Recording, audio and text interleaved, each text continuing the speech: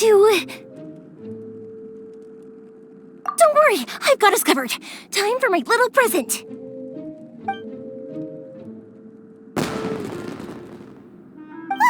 Fireworks! Huh? Was that an explosion? It sounded like fireworks. Quick, let's hurry!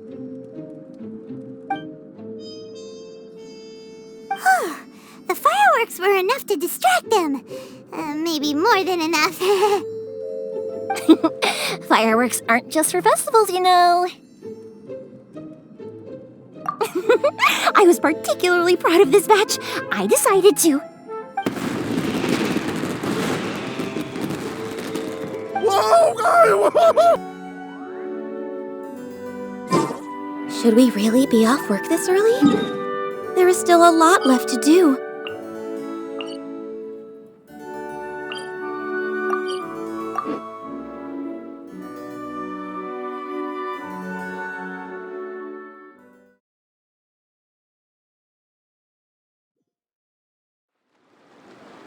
We're way behind schedule.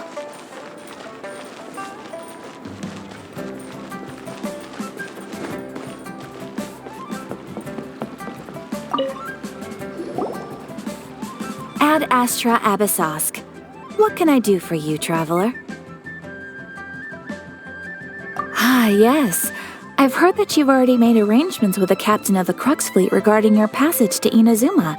Is that correct? Now that I think about it, it's been quite some time since I last visited those lands. Unfortunately, I don't have any current intel that would be worth sharing with you. There you are. You're the traveler that Beidou will be taking to Inazuma, right? The fleet is nearly completed reprovisioning. Once the crews have taken a head count, we can get underway. Captain Beidou sent me to come get you. We'll weigh anchor as soon as you're aboard. Seems Beidou is the captain of her word. Of course! There are many things that the captain insists upon. I'm sure you'll see for yourself once you're on board. So you'll be heading off then? I suppose congratulations are in order. Whether the journey before you leads to the heights of the heavens or the depths of the abyss, each step you take is another achievement. Until we meet again, Ad Astra Abyssosk. Oh, it's kind of hard to say goodbye now. We practically see each other every day. Well, if that's how you feel, why not come and find me when you arrive? I'll be awaiting you on Narukami Island. So there's another Catherine in Inazuma? See, there's no need to get all sappy now. Well, I guess it's time for you to bid farewell to Liyue Harbor. Now that I've delivered my message, I'll be heading back. The ship is currently anchored off of Guyun Stone Forest. Okay, thanks for coming all this way to let us know. Just following orders. I'll see you two aboard the Alcor.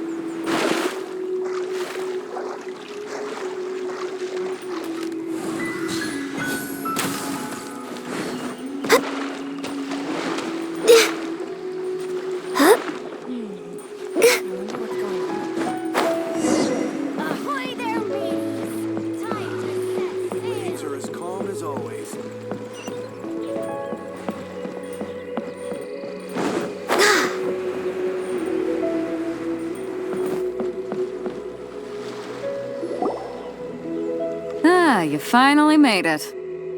All these years, come rain or storm, the Crux Fleet has never suffered a delay.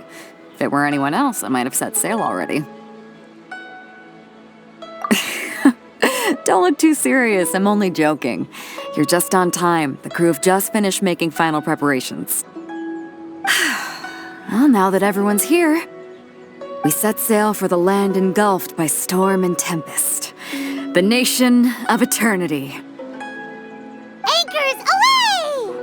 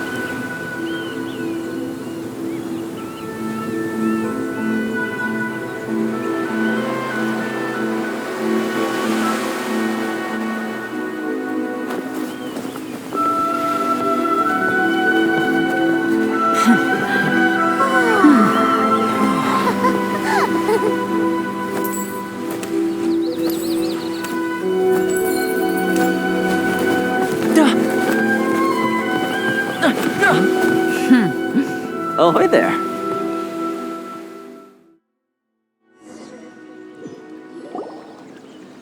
So, you finally made it. You sure kept me waiting, Captain. And it appears we have a couple of stowaways. Or perhaps I should say, honored guests. Shush! You can blame your almighty shogun. The tempests around Inazuma have been growing all the more fierce lately. Though the fleet was fully up to the challenge, the inclement weather still caused some delay. Now then, let me introduce everyone. This is Toma, a trade partner that I've gotten to know recently. You don't know how long I've been waiting to see you. Toma, these two are...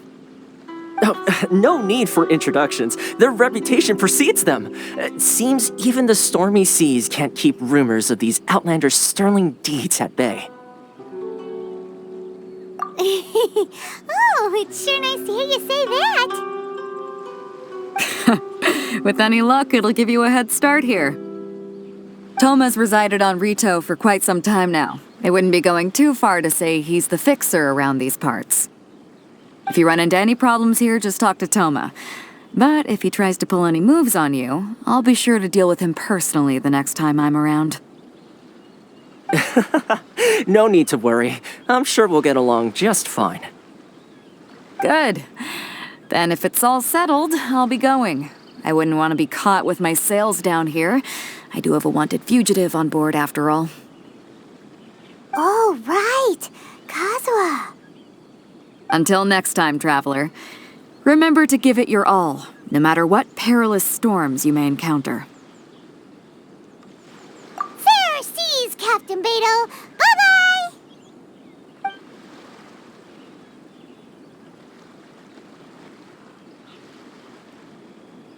Now then, first things first.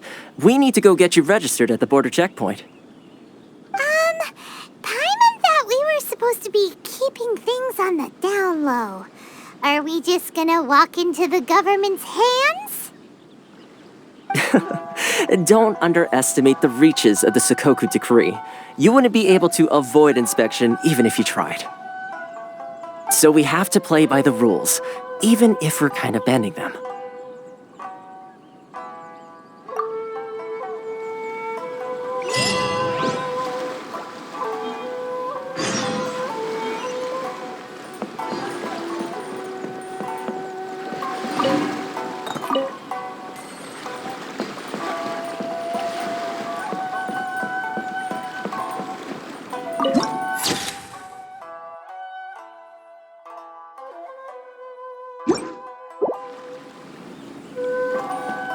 Next on the agenda...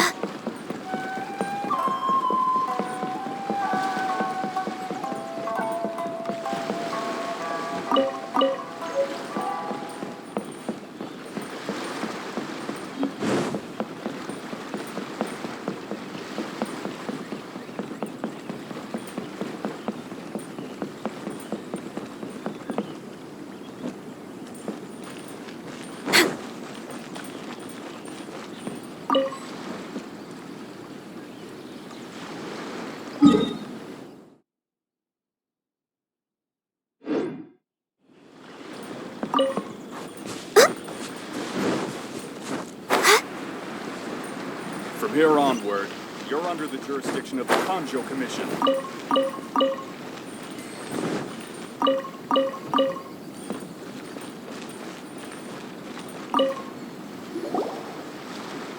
Hello? Please state your name, identity, and the purpose of your visit. Oh, except you, Toma. You must be new here. Excuse me? Please provide the information requested and also declare any goods you are carrying with you. Oh, well, I'm sorry. We cannot approve entry for purely personal reasons. So, unless you have a valid reason for visiting in accordance with the rules...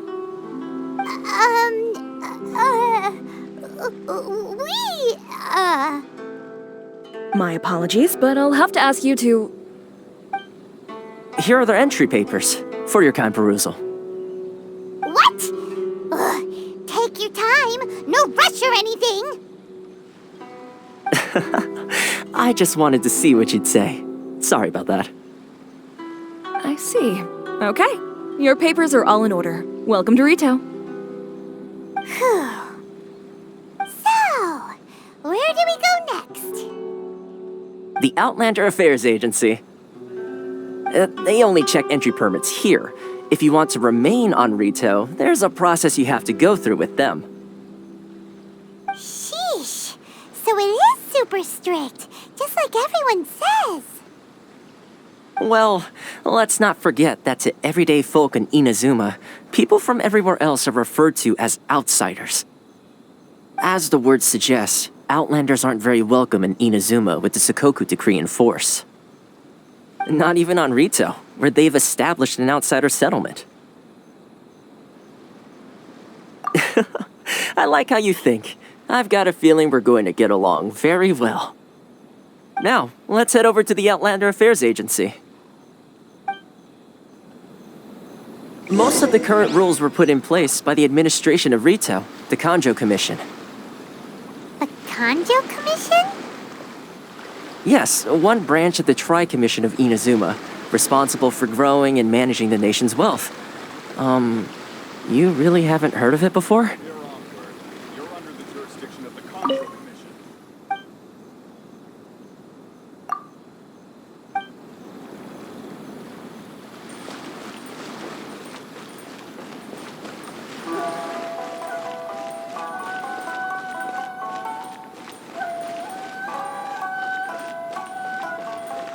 We're way behind schedule.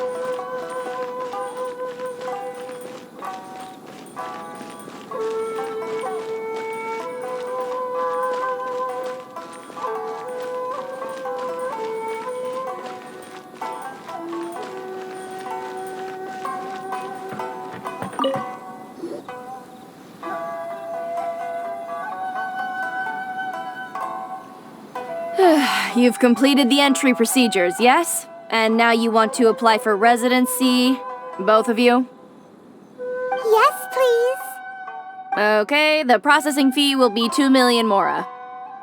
2 million? For a processing fee? Are you serious? That's right. 1 million per applicant, which makes 2 million total. Don't worry, you can trust my math. Paimon wasn't so much questioning your math as... Ma'am, these two here are good friends of mine. I think you'll find I'm one face you recognize. Ah, Mr. Toma, it's you. By way of courtesy, allow me to reduce it to 400,000 mora total. Thank you ever so much, Miss Eureka. But as this is just a processing fee, I think 600 Mora should cover it if I'm paying on their behalf. I'll treat you to dinner too. How does that sound? That's not how you haggle! By all means, bargain the price down, but... All right then, as you wish, Mr. Toma. I will make a record. Much obliged.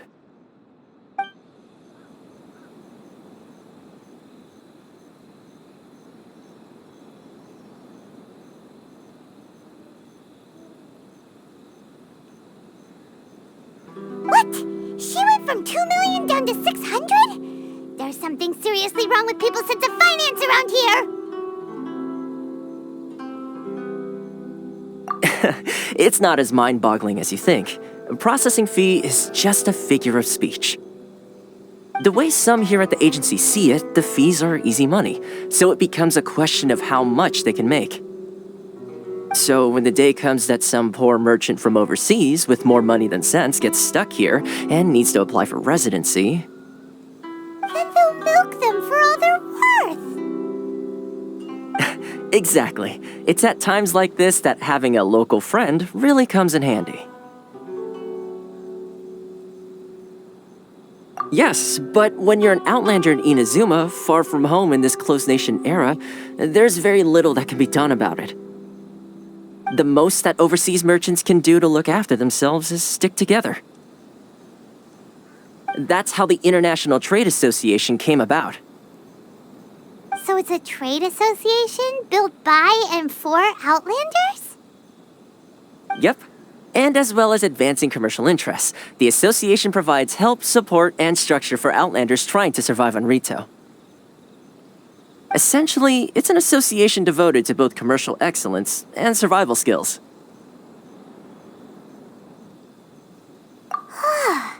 Sounds like just staying alive is an achievement when you're an Outlander in Inazuma. I see. So this is the real purpose of your trip. Yes, given that you are Outlanders, it's certainly a lofty aspiration. After all, the Raiden Shogun is the most exalted and revered one in all of Inazuma. She is a deity who reigns on high, while all other life gazes up in awe. Huh. I was going to say nothing is set in stone when it comes to who you will encounter in this world. Who's to say you won't happen to run into the Raiden Shogun one day after lunch? And is that likely? Okay, I'll give it to you straight. I know of a way to introduce you to the Raiden Shogun. Really? Wow, the Ritou Fixer is better connected than we thought. I mean, it will take all the resources I have at my disposal, but it can be done. However, before we get there, connections come at a high price, you understand? Not you too. No. In this instance, when I say price, I'm not talking about Mora. In fact, there's no real cost as such. It's just that if this is something you really want, you'll have to agree to help other people solve some of their problems first. I like to do things in a way that keeps everybody happy. It's my own personal rule for dealing with situations like this. Sounds very reasonable to Paimon. You're the man in the middle, so you have to trade favors to keep everyone indebted to you. Why do I get the feeling you're making me out to be some sort of crook? Never mind. Here's the situation. As I touched upon earlier, the members of the International Trade Association are constantly struggling to survive. Recently, things seem to have gotten more difficult than ever for them, so just go and check things out. See if there's any way you can help. The head of the association is called Kurisu, and he's a good friend of mine. Go talk to him. I'll wait for you here.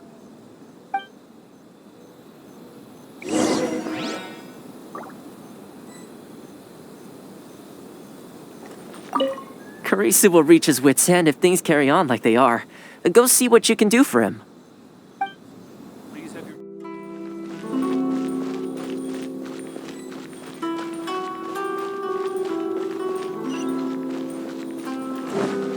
Love or freedom? Which one should I choose? Huh? Hello there.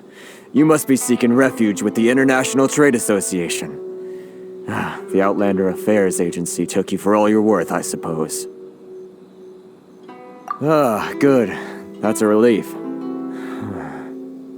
You need to be careful, or you'll find yourself losing your savings all at once. We heard the association has been having some difficulties lately. Is that true? Yes. Left, right, and center. Obstacles at every turn. But that's nothing new for us. The Sakoku decree certainly makes things difficult for anyone who wants to come here from overseas. But it's not the root cause of our woes. The Sakoku decree might restrict our scope of activity, but in and of itself, it doesn't stop us from being able to enjoy a comfortable existence. No. What's really squeezing us Outlander merchants dry is those Mora grubbers from the Kanojou Commission. Oh, of the 3 commissions, that's the one that oversees everything on Ritou, isn't it? That's right. They impose astronomical tax rate, unbelievable regulations, and that's not the worst of it. They just issued a new tax decree recently that, for some reason, completely changes the way we pay our taxes. It used to be Mora, but now it's something called Crystal Marrow. Crystal Marrow? What's that? Something that most of us in the association had never heard of before either, until the new decree came along. Eventually, one of the older Liyue merchants recalled that he once shipped a batch of it to Snezhnaya in his youth. So, in order to pay our taxes, we began an arduous search for this crystal marrow. But then we found we'd only managed to create a bigger problem for ourselves. The rising demand for crystal marrow drove the price higher and higher. Now there's only one vendor who even has it in stock. We can't get a hold of it anywhere else. Isn't that what they call a monopoly? Exactly. So this vendor keeps pushing the price up, and we have no choice but to buy from them because the tax decree forces us to. It's a vicious cycle, the consequence of which is that our taxes will soon exceed our profits. And once that happens...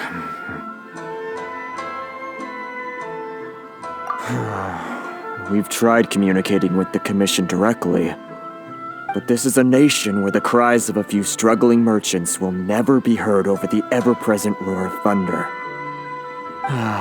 Fontaine, my dear homeland. I miss you an awful lot at the moment. Sounds awful. They're really bleeding them dry. What do you think we should do?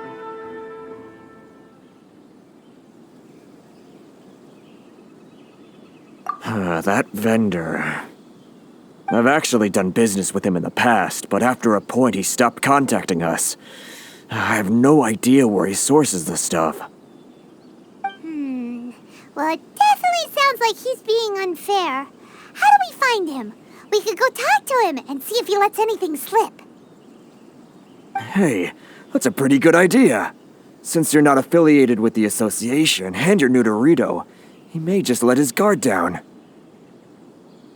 If I remember correctly, our usual meeting point with him is under a tree by the coast in the residential district. See if you can find him there. Got it! We're on the case!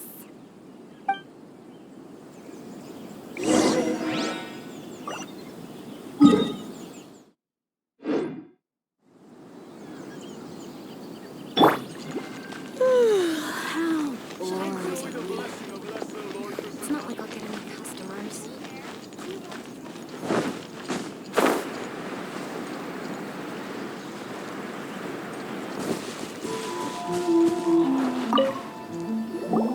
Huh? I don't think I recognize you. Are you new arrivals? So, what do you need with me? The sheer nerve. You don't go around asking questions like that. If I gave you my sources, I might as well hand you the whole darn business. Trade secret. Got it? You know what trade and secret mean, right? This guy's got a bad attitude. Ha! Are you even buying? Oh, I see what's going on here. Kurisu and his associates sent you here to try and plead their case, didn't they? They're wasting their time. The price is non-negotiable, not by a single Mora. Hey, what's your problem? Get out of here, go on. Tell them they're lucky to be buying from me in the first place, and they ought to be more grateful. If it weren't for me, they'd be in seriously hot water. What are we gonna do? There's no talking to this guy. Good idea. Let's check back in with him.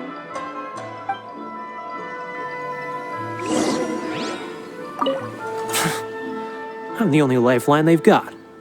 How dare they try and bargain with me?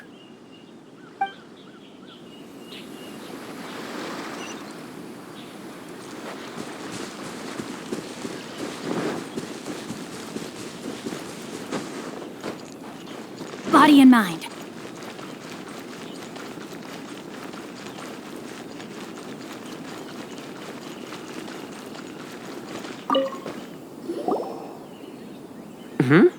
That was quick. You resolved it already?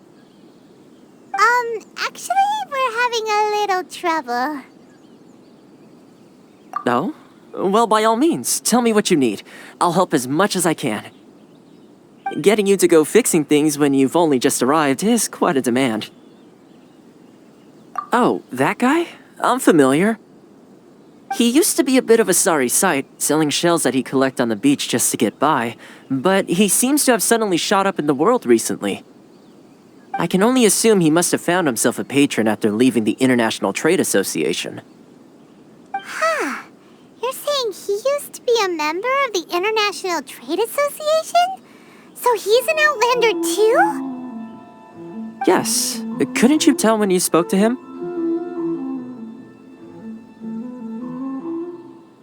That's right. Werner was born in Mondstadt, then went into the shipping business, trading between Leah and Inazuma. When Inazuma closed to the outside world, he was one of a group of Outlanders that ended up stranded on Ritou. Huh. What a bummer. The International Trade Association was initially very generous to him, but over time, with decree after decree, the association members found it increasingly difficult to make ends meet. So he left the association and turned his back on them. I'm sure it's more nuanced than that. I believe even the most ungrateful and cold-hearted of people still have some amount of gratitude and warmth left in them somewhere. Really?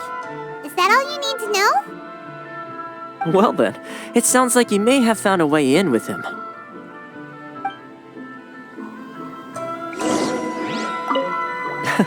Something tells me you've come up with a smart way to solve this.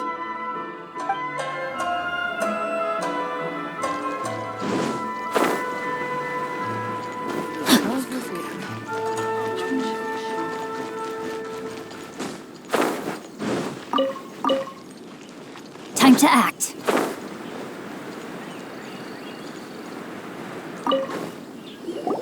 What are you doing back here? Just because I got plenty of time on my hands doesn't mean I want to waste any of it talking to you.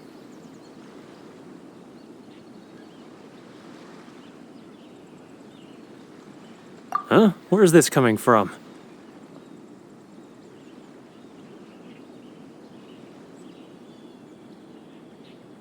Mondstadt? You were talking about Mondstadt.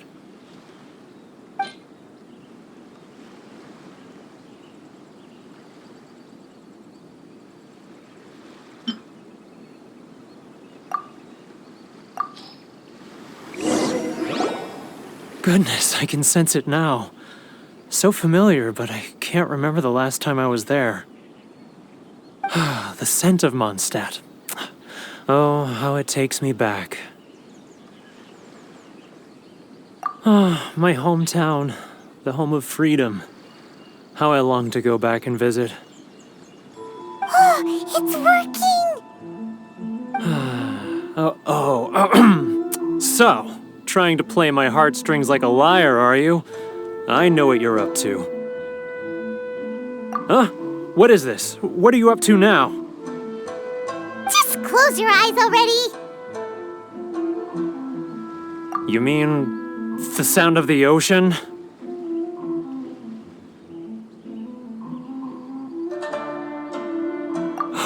Leah Harbor. I can see it so clearly. Oh, and the sound of the waves, the calls of the merchants. Xiao lanterns. I'm right there at the lantern right. Oh, look at them floating up into the sky. This guy has a really active imagination. Either that or he really does miss Liyue Harbor. Liyue.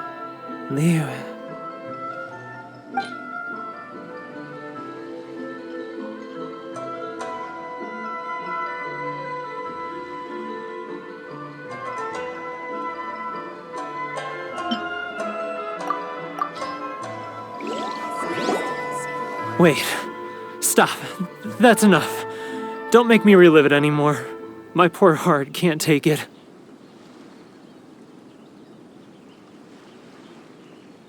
You mean the folks from the International Trade Association? And I suppose they are far from home, just like me. Often, I'll sneak down to the shore at night and listen to the sound of the waves. I like to imagine it's the voice of my hometown, carried across the ocean. I've run into folks from the association more than a few times doing just that, but I always hide my face and slip away. Don't you think I've wanted to talk things through with them and free myself from this anguish? Well, no one's stopping you, so... They're so resilient. None of them had anyone else to rely on, so they rallied together, committed to finding a way to survive. But I couldn't do it. I'm not strong enough. So I caved. Those people, they'd make the smallest of promises, offer the most measly benefits, and I'd do whatever they asked of me. And make Mondstadters look like the worst people in the world. All right, I'll tell you the whole story. It's eating me up inside, and I can't take it anymore. You ready to talk now?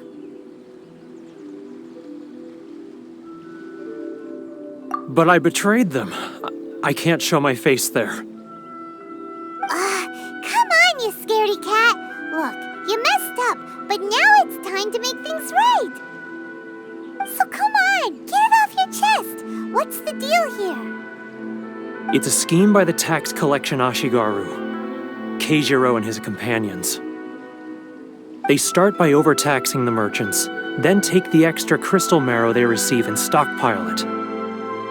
Once the merchants run out of places to buy crystal marrow, they get me to sell that extra stock back to the merchants at an extortionate price, with the proceeds going to the tax collection Ashigaru. It's plain evil gouging them like this. I'm their puppet, yes. But my cut is a tiny fraction of what we take in total. It's barely enough for me to live on. Evidence? You're right. Without conclusive evidence, he will never admit it. Now that I think about it, whenever I report back to him after a sale, he always heads to the same place. It's always made me suspicious. As it happens, I handed some Mora over to him not long ago. I can show you where he went if you want. Really? Well, then there's no time to lose. Let's go.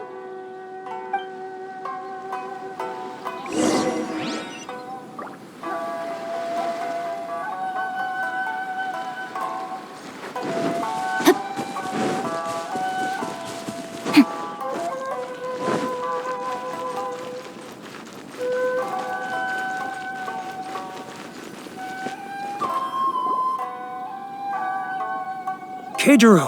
It's him! After him! I need to think about it. Enjoy the blessing of Lesser Lord Kusanali. And I shall bless you. Should I close or should I choose? It's not like I'll get any customers.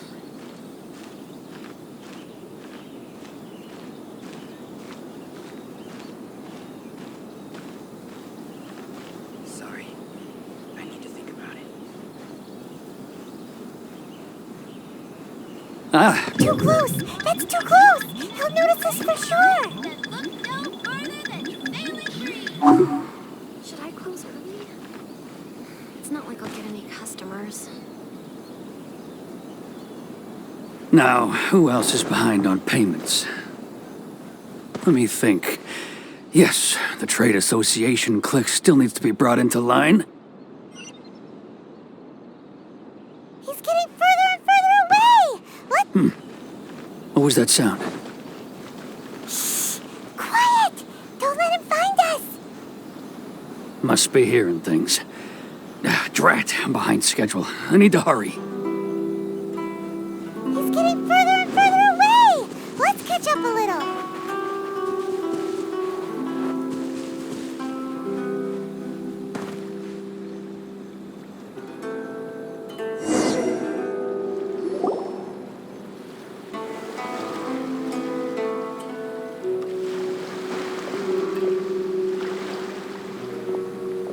What could he be doing at a place like this? It looked like he buried something over there, didn't it? Why don't we take a look?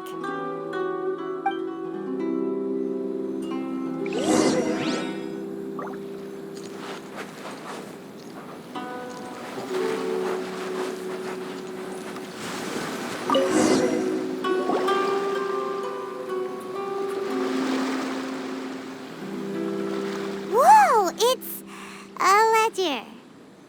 Boring! Paimon thought he'd hidden a big pile of Mora here.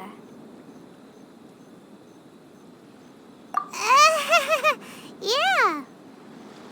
Let me take a look here. Ah, yes! This is what we're looking for. A clear and complete record of every single transaction, each one proof of his guilt. Great! Well, now we have our hard evidence. Let's go tell Karisu the good news, shall we? I'll say goodbye to you here then. Huh? You aren't gonna come with us? I need a little more time before I'm ready to face the head of the association. I'm sorry. Huh.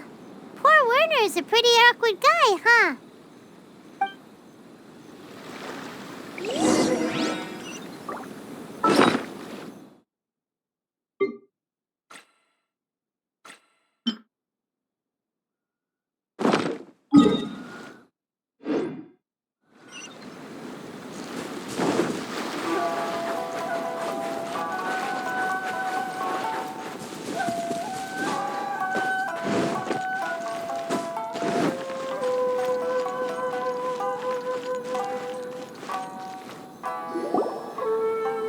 But we really don't have anything left. If this keeps up, our sales will come in at a loss. There'll be nothing left for us to do but starve. You know the decree. The rules are the rules. No discounts, no exceptions, and no excuses. And who are you? Another new member of the association? It just so happens that we found your little ledger, so now we're here to tell everyone all about how you embezzled crystal marrow to sell it right back to the taxpayers. Huh? Is this true? You've been swindling us! Well, you see, the taxes, Let me take a look at the ledger.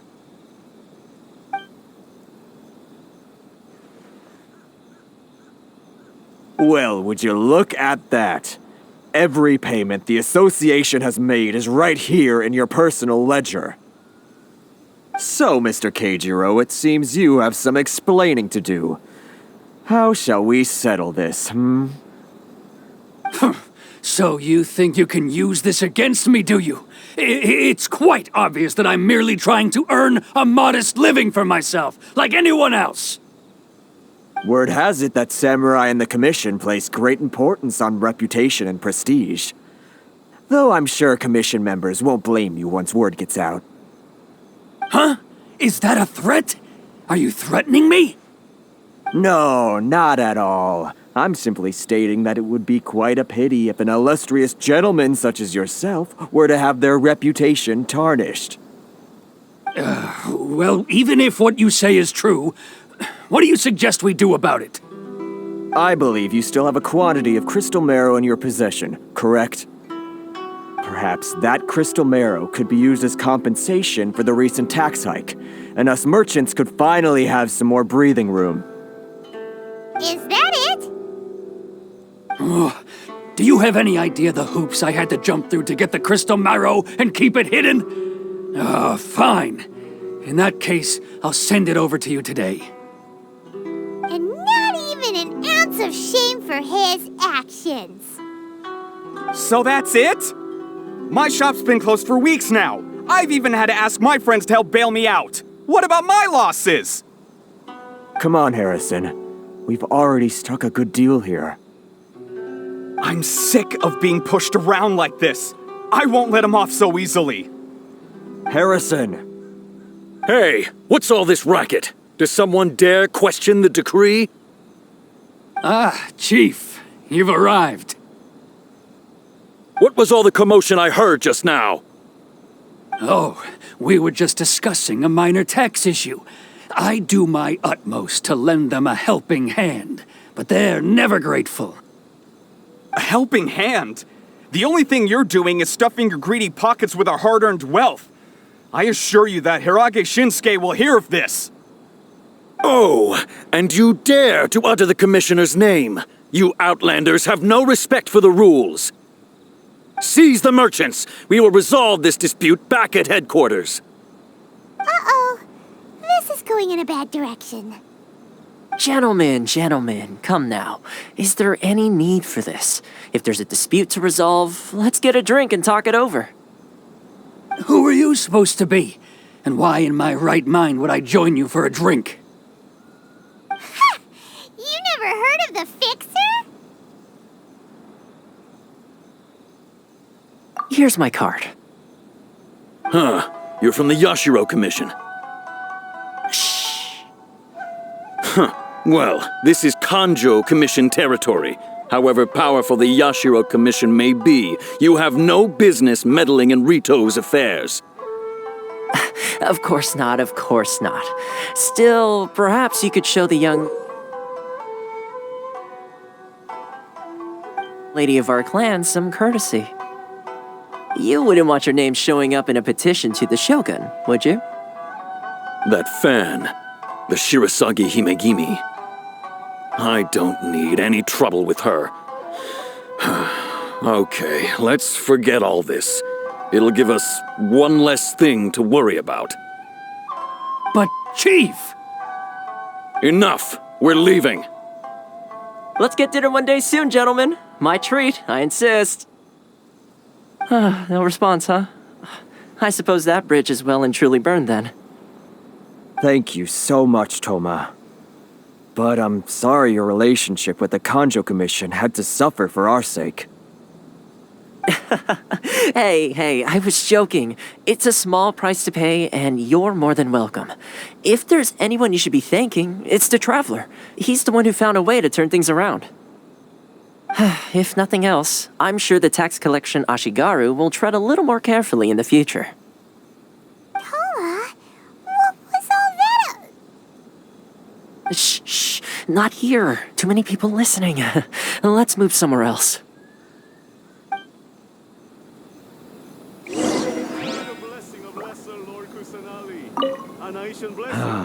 Thank you so much. Our heads are back above water now.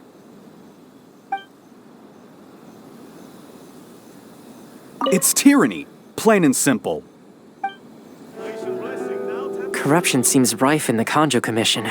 They truly are rotten to the core. All right, time for me to answer your questions. What would you like to know? Straight to the point. Let me reintroduce myself. I belong to the Kamisato clan of the Yashiro Commission on Narukami Island. I'm an attendant of the Shirasagi Himegimi. You've been keeping your true identity a secret from us this whole time? So, the Yashiro Commission. Guessing that's another branch of the Tri-Commission? Correct. The Kamisato clan is the head of the Yashiro Commission, who manage ceremonial and cultural affairs. I'd go into more detail on what exactly that covers, but I'm not even sure myself. I'm just someone who was fortunate enough to be taken in by the Kamisato clan. My role is to take care of the daughter of the clan, Kamisato Ayaka, also known as the Shirasagi Himigimi. Seems like she must be super famous in Inazuma, given the reaction of those guys just now. Oh, most definitely. She's graceful, dignified, and kind-hearted, too. The people of Inazuma quite adore Miss Kamisato.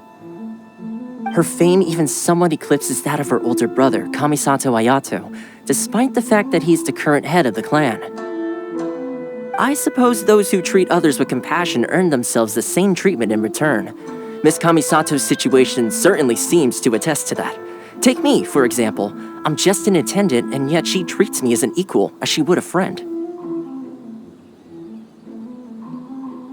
You're asking the right questions, and to be honest, I don't want to keep you in the dark any more than is necessary. Firstly, you should know that being a fixer is not something you can fake.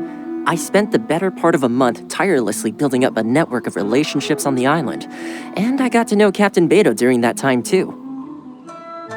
Still pretty good going for just a month's work. Well, maybe I have a slight knack for schmoozery, but the main thing was I had to make sure I'd be in time to receive you when you arrived. Inazuma may have closed off to the outside world, but that hasn't stopped a lot of people from hearing about your feats in Mondstadt and Liyue. So, when Miss Kamisato heard of your intention to come to Inazuma, she began looking forward to your arrival with great anticipation. She's excited to find out whether the rumors are true. That is, that you have what it takes to change the tide of the times. Change the tide of the times? In the test I gave you earlier, although there were a few hiccups at the end, it was you who found the way to turn the situation around. Navigating powerful people, using their character flaws to your advantage, it's just what Miss Kamisato had hoped to see. With your help, even the Vision Hunt Decree...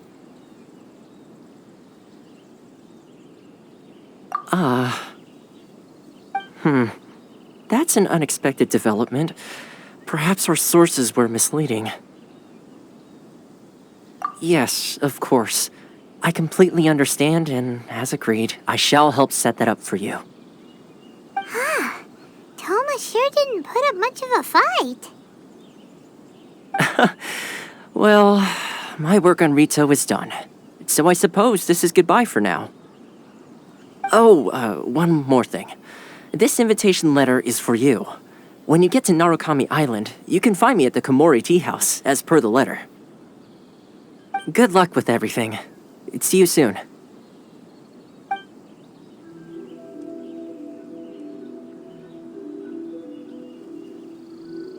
Toma's not such a bad guy, huh?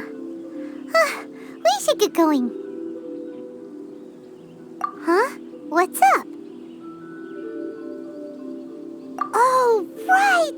Paimon forgot all about that! Wait, so did Toma forget that too?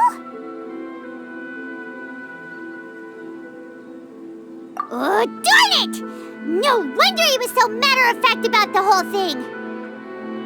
As soon as we get off Ritou, Paimon's going straight to Komore Teahouse to settle the score! Well, guess we should give it a try. Let's head to the border and see how far we get.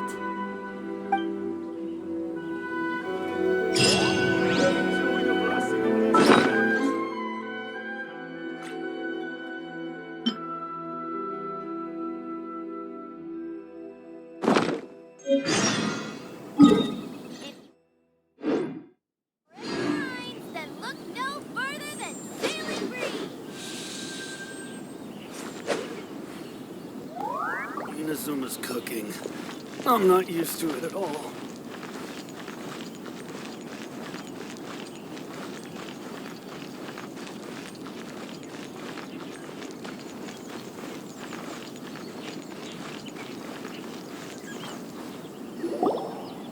Stop there! Present your travel permits. Sorry, but we really gotta get to Narukami Island. It's kinda urgent. If you don't have a travel permit, this is as far as you'll get. Those are the rules. As expected. Traveler, you gotta think of something. How do we get out of Ritou? Are you saying we should go and meet with the Kanojou Commissioner? Guess it can't hurt to try, even if Paimon has a few choice words to say about his subordinates. Who knows? Maybe he's our biggest fan.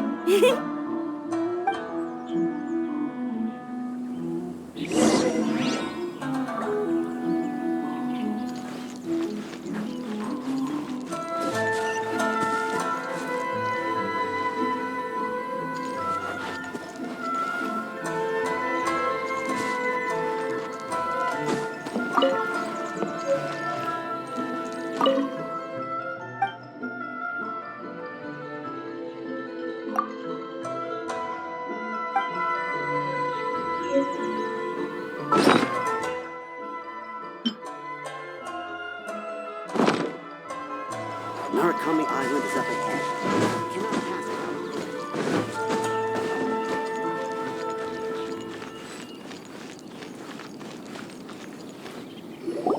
Halt! This is the Kanojou Commissioner's office. No trespassers. We're here to see, the Kanojou Commissioner? The Kanojou Commissioner seldom entertains Outlanders. Leave now or we'll be forced to... Ah, wait. Oh, Commissioner! These two are honored guests from afar. No need to give them the usual spiel. Come on in. Let's see what we can do for you. Huh! Did you get all that, mister? My sincere apologies.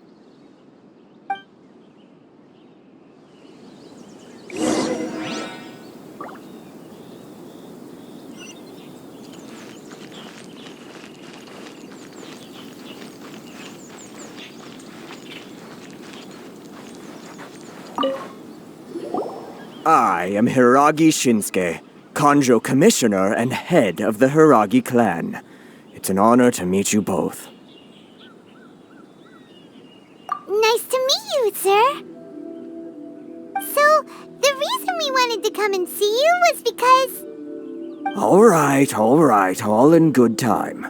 Two travelers renowned far and wide have shown up to see me, and I should very much like to make their acquaintance. Let's not limit this to business only. So what you're saying is, we really are pretty famous, huh? Absolutely. How many other people in the world have what it takes to knock the wind out of Storm Terror's sails and put the Overlord of the Vortex back under the sea, eh? Exactly! Paimon thinks you make an excellent point. And I hear you also foiled a Fatui plot in Liyue Harbor. Even beat one of their harbingers in a duel. Is that true? Whoa, you heard about that too? Yep, it's true, all right. As I thought. Something wrong? No. I'm simply awestruck by you both is all. Ritou is greatly honored to have you visit us. One other thing I heard about you is your great zeal for helping other people. This makes me wonder whether you might be so kind as to render your assistance to the Kanojou Commission. Oh, sure, no problem. Whatever you need, right? Excellent. Well then, you must know the Qingxin. A flower grows on the mountaintops of Liyue. Yep, we've picked a few of those before. So, you want us to go back to Liyue? Yes, bring me 300 Qingxin, would you? Freshly picked, I mean. Did Paimon hear that wrong?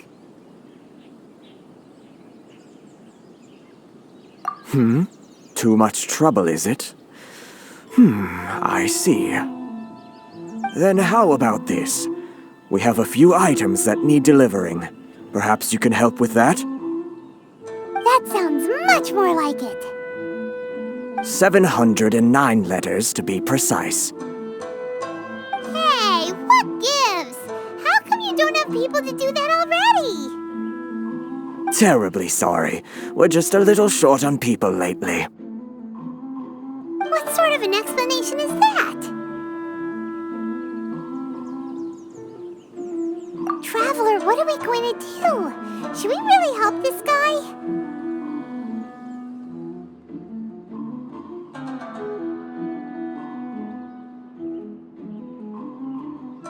That's the spirit.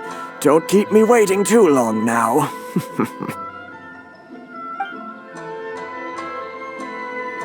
You're seriously considering taking this job? The terms are ridiculous.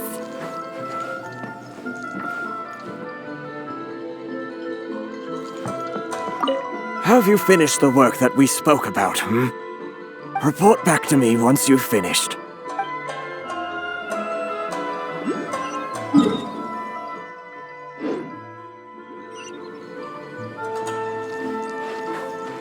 Body and mind. Time to act. Halt, you two! Huh? What did we do? Miss Hiragi has a letter for you. She insists that you read it immediately. A letter? Quick! Let Paimon see!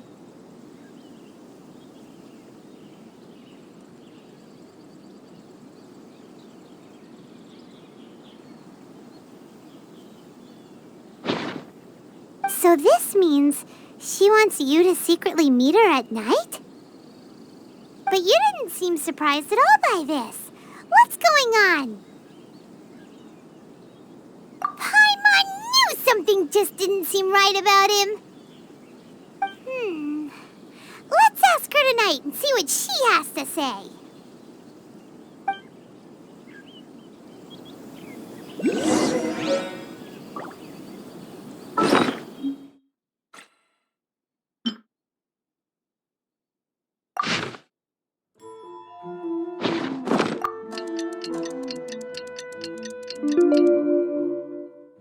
Without a good book to accompany me.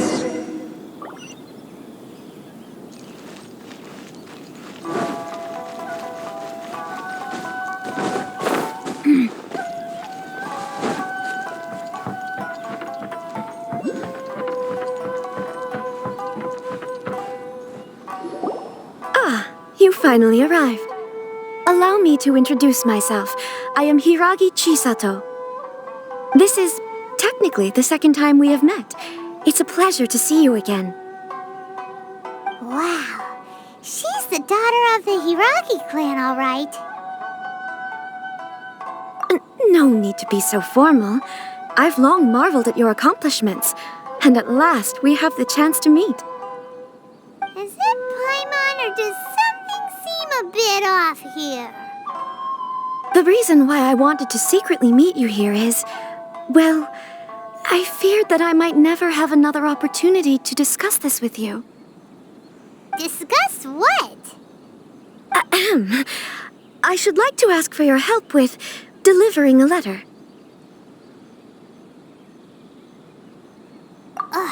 Like father, like daughter.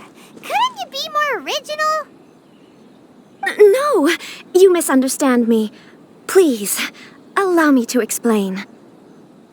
I was hoping that you could deliver a letter to Narukami Island in my stead.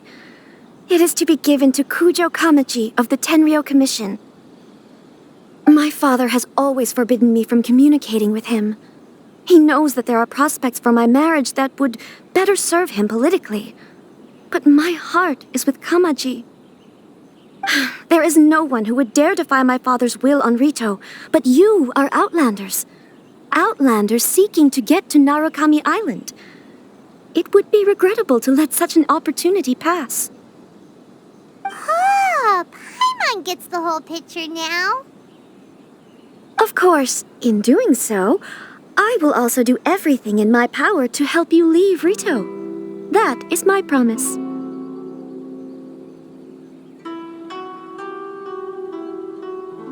To be perfectly honest, as long as you remain in Inazuma, my father will have no intention of letting you leave Ritou. Yeah, we figured as much. It was pretty obvious he was just trying to hold us up here. I secretly overheard a conversation between my father and a very arrogant-sounding woman just a few days ago. They seemed to be discussing how to keep you here on Ritou. In fact, it was the first time I had ever heard my father speak so respectfully to someone who wasn't the shogun. We don't have much time. I'll tell you my plans to help you off the island. It just so happens that a shipment of goods is... Very well. I'll be waiting for you at the border. I'm counting on you to deliver my letter.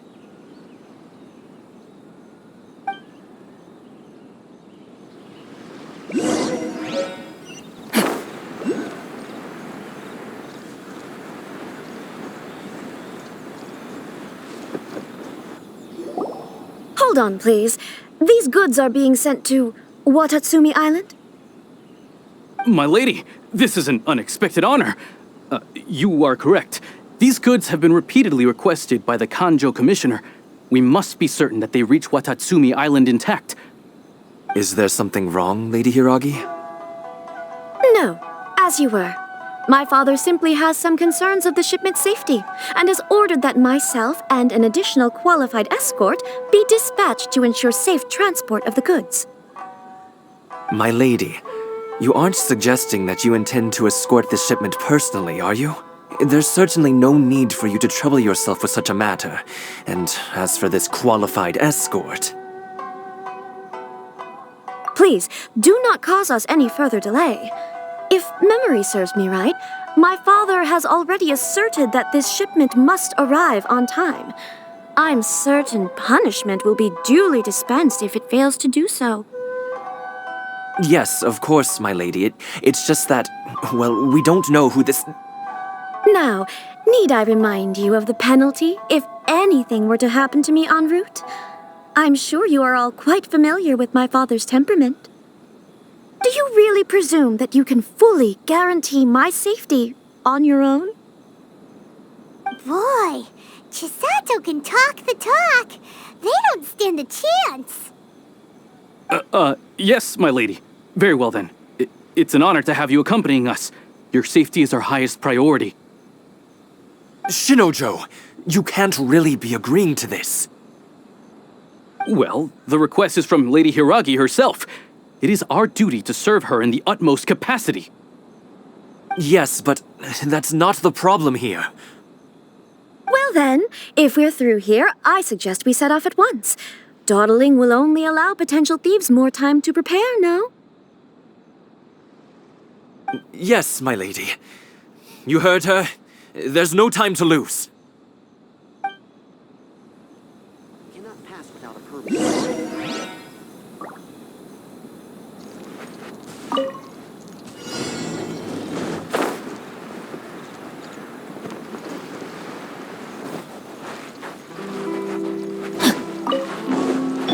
My lady, please stay back. We'll handle it. Not as well as we'll handle it.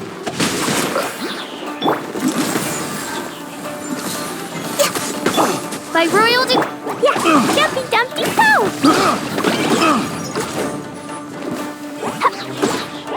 Boing boing boom! No touching!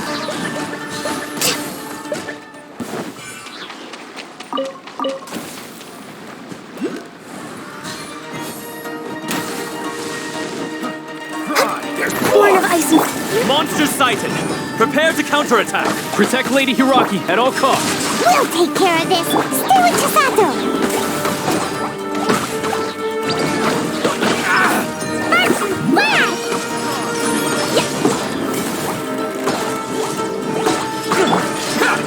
Ring cutter!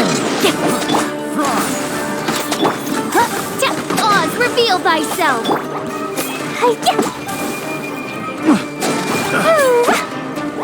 Boing boing boom! We're way behind schedule.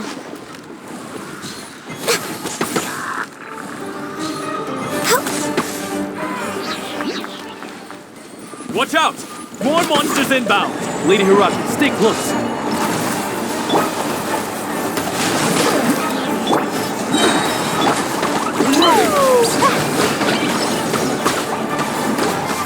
I know a thing or two.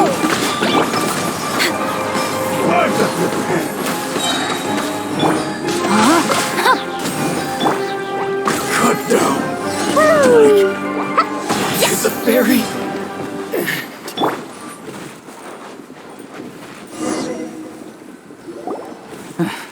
We can take refuge in the village up ahead. How are you faring, my lady? I'm perfectly all right. You may stop here. The road to Narukami Island is just over there. In my letter, I've requested Kamaji to grant you a special travel permit from the Tenryou Commission. Consider it a token of my appreciation. My lady. So that's how it is. I had a feeling something was amiss, but Shinojo, you... No, Lady Hiragi would never hide anything from us, I'm sure of it. But who is this Kamaji you speak of, my lady? I'm not afraid to say that he's the one I love. The one you love? Shinojo, did you honestly think that... What? No, I was just clarifying, that's all. I would never in my wildest dreams, You two needn't worry. Please, forget that this ever happened. If my father catches word of it, I alone will be held accountable. Yes, of course. As you wish, my lady. But what will happen if your actions here are discovered, Chisato? Don't fret. My father has always been one to spoil me. The worst he'd do is sentence me to half a day without food, or something to that effect.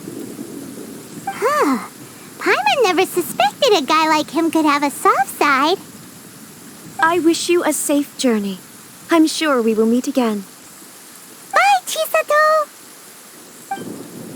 Come now. Quit your staring and let's get moving. We've got goods to shift. All right.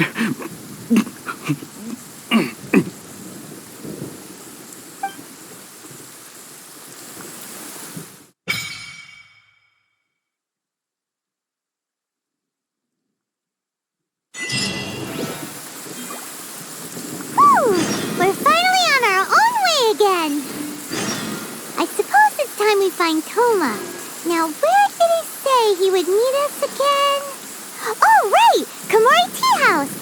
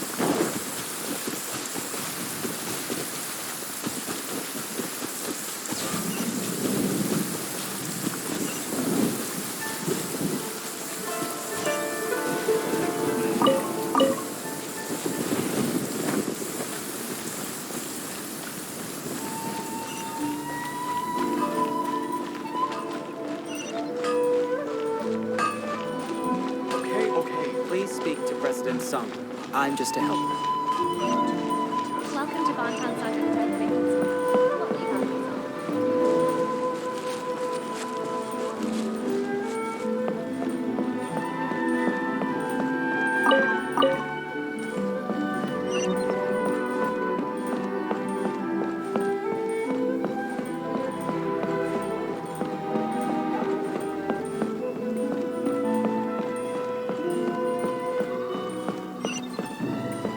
I'll find the treasure for sure.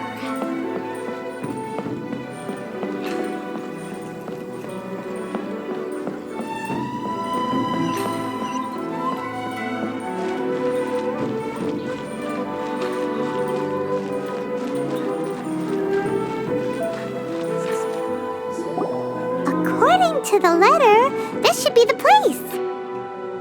Sorry, we don't serve the general public. I'm afraid you'll have to leave. Wait! We're not the general public.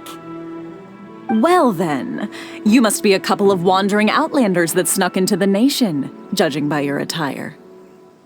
Are our clothes really so... what Paimon means to say is... The Yashiro Commission's seal. This must be from Mr. Toma. It seems there's more to you than meets the eye. In which case, welcome to the Komore Teahouse, a safe haven for the Yashiro Commission. Well, that sounds more like it.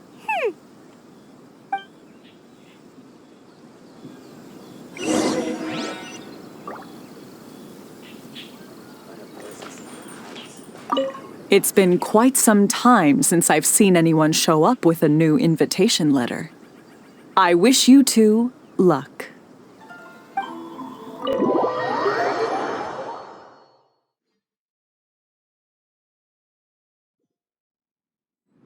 Well, now that we're here, where's Toma? Paimon doesn't see him anywhere. Do you think he forgot his promise to meet us? Who forgot their promise? I was beginning to think you'd forgotten about me. What? Is that dog talking to us? Relax, no need to look so surprised. I take it this is the first time you've seen me in this form? Huh. So you didn't see anything like this when you were in Liyue Harbor? Now that you mention it, this does suddenly seem less out of the ordinary.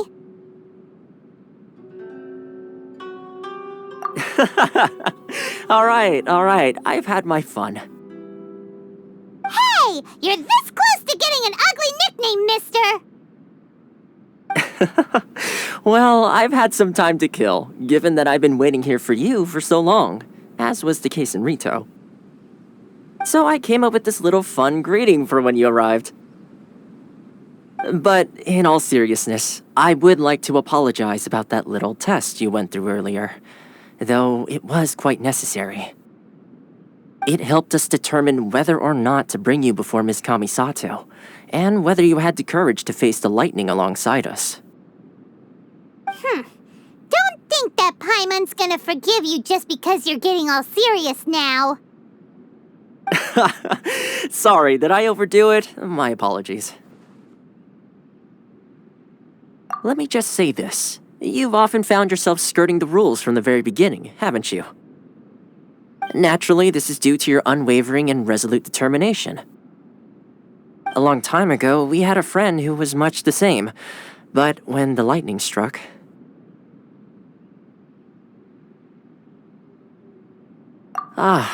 so you've heard of his story. His light still burns all the more brightly. Yes, of course. I will bring you to the Kamisato residence where the Yashiro Commission is located. But before that, there is one other place I was hoping you both would accompany me to. Oh? Where? I would like you to come with me to the statue of the omnipresent god. It's still under construction now, but you can already see it from practically anywhere on Narukami Island.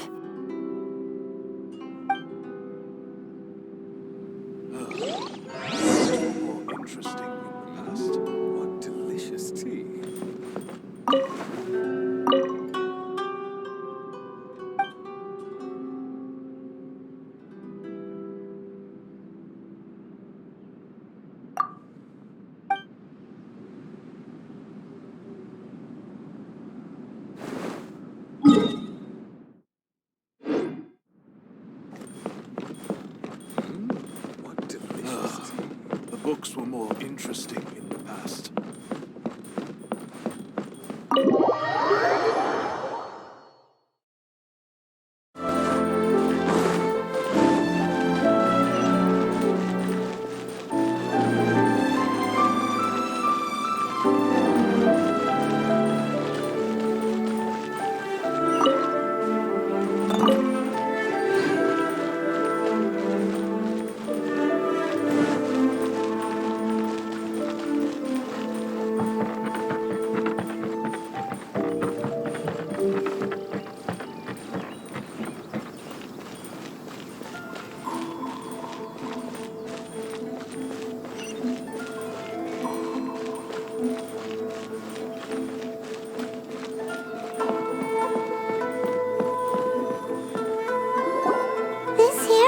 Sure feels gloomy.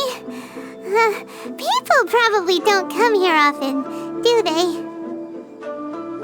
Huh? Are Paimon's eyes playing tricks? Or are there things embedded in the statue? Visions. Visions? You mean all the visions that are collected from the Vision Hunt decree are put into this statue? So you've already heard of the Vision Hunt decree. Before I try to explain, I should perhaps remind you first that Mondstadt is the city of freedom, and Liyue is the city of contracts. As for Inazuma, it's known as the Nation of Eternity. The Raiden Shogun is both the nation's most powerful ruler and its deity. The Eternity in question is her endless and unchanging will to rule over Inazuma. As such, she relies on the Tri-Commission to regulate the nation's affairs and the Sakoku Decree to limit the people's movement. The Shogun wishes to keep Inazuma in stasis, allowing the stream of time to flow from one end to the other without disturbing it for all time. Seems like every god has their own will. Of course, this is my own limited understanding. As for the reason behind the recent Vision Hunt decree, perhaps the Shogun believes that visions grant people the power to change, and that her eternity doesn't allow for such instability to exist. Whatever the case, the fact is that the Raiden Shogun has dispatched the Tenryou Commission to scour the nation for visions, embedding each one in this statue. And this statue of the omnipresent god can be seen as Inazuma's symbol of eternity. But if that's the case, wouldn't you say that the Raiden Shogun is being, I don't know, selfish? Only outlanders such as yourselves would ever dare speak out so directly against the Raiden Shogun. And yet, I agree. The Vision Hunt decree is something that simply should not exist. And Miss Kamisato has been committed to fighting it since the day it was announced.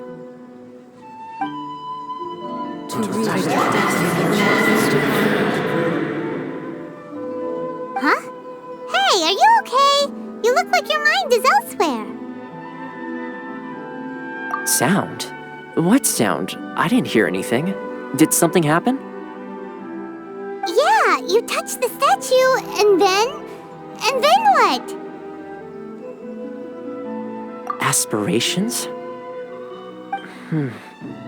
That would seem to confirm the saying. Have you heard it before? That when a person's ambition reaches a certain strength, the gods look upon them with favor.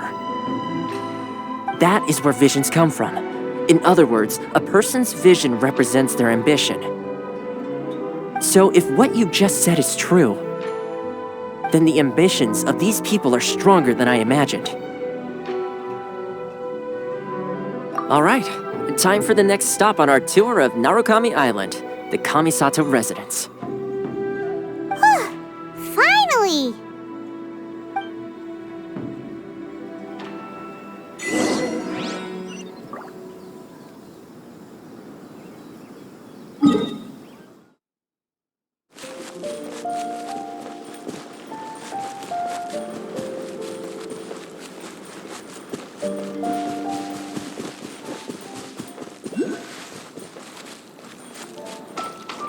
It's my lucky day!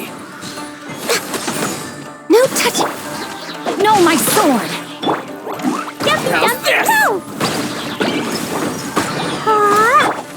By royal decree! No.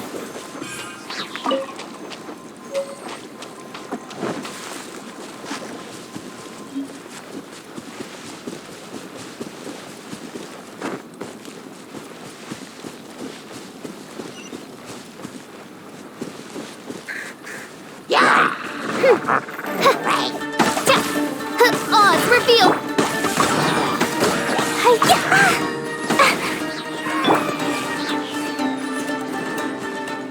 Rain outlines your...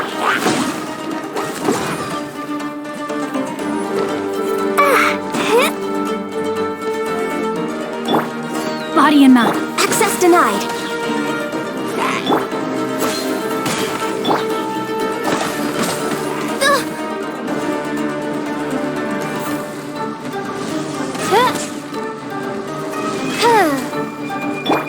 No touching.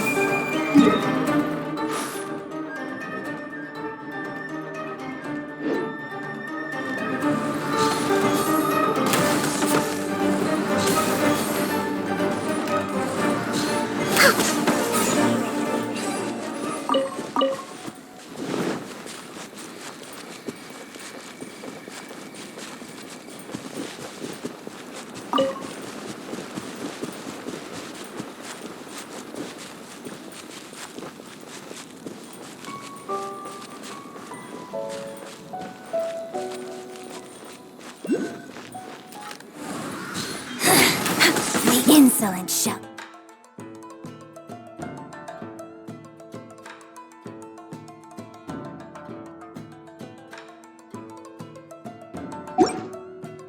Punished. Access denied. No, my sword!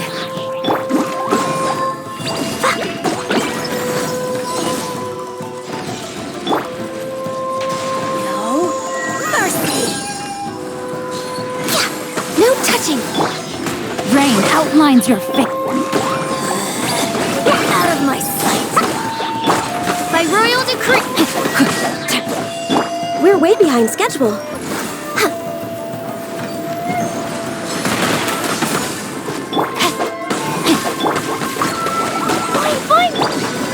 Witness the power of God. Born of ice and frost. Winter shall eventually come.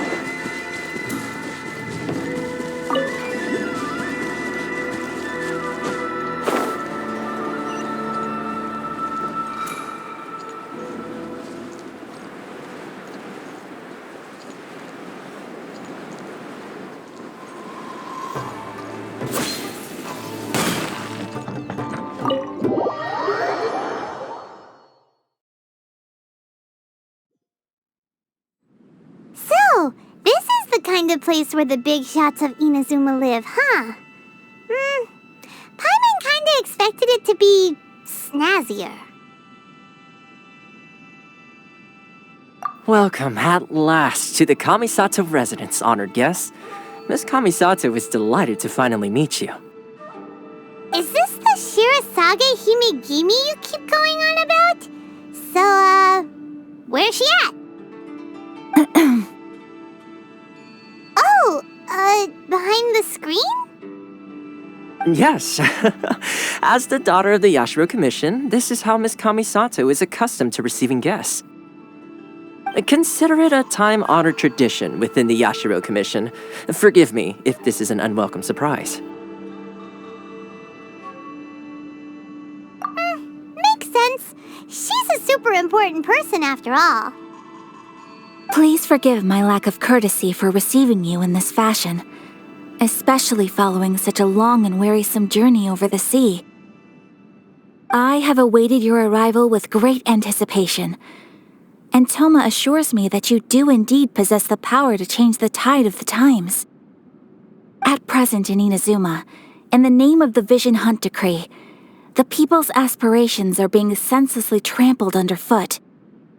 Though the Yashiro Commission serves the Shogun, it is the people with whom we share close bonds, given the contact we are required to have with them in the performance of our duties. A commission's power rises and falls with the trust of their people. Thus, we cannot remain indifferent to this situation without also remaining indifferent to our own fate. Traveler, lend us your power, and we can...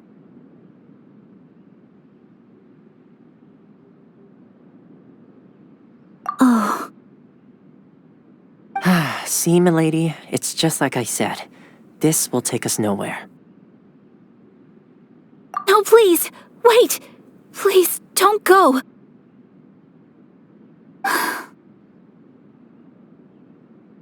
I will introduce you to the Raiden Shogun on one condition. You must fulfill 3 small wishes on my behalf. What are your wishes? They pertain to 3 whose visions were taken from them. Perhaps once you've met them, you will understand.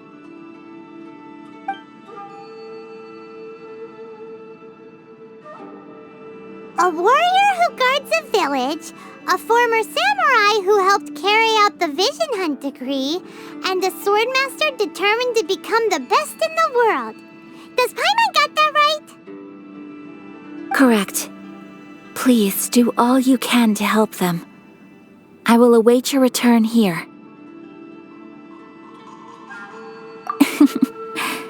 Then you have my gratitude. I'm sure you'll do great.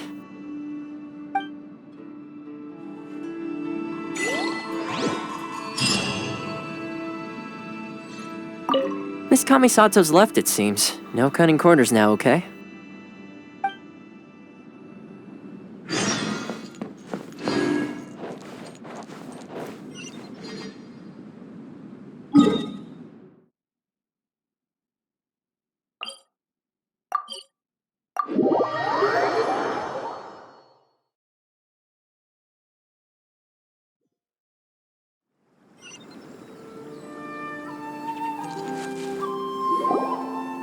Where's the person Ayaka told us about?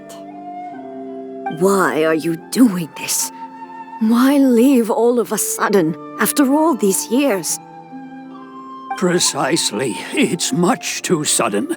We've had no time to prepare. The children are desperate for you to take them out to play. Please, we urge you to reconsider. That must be the guy Ayaka told us about. Let's go over and see.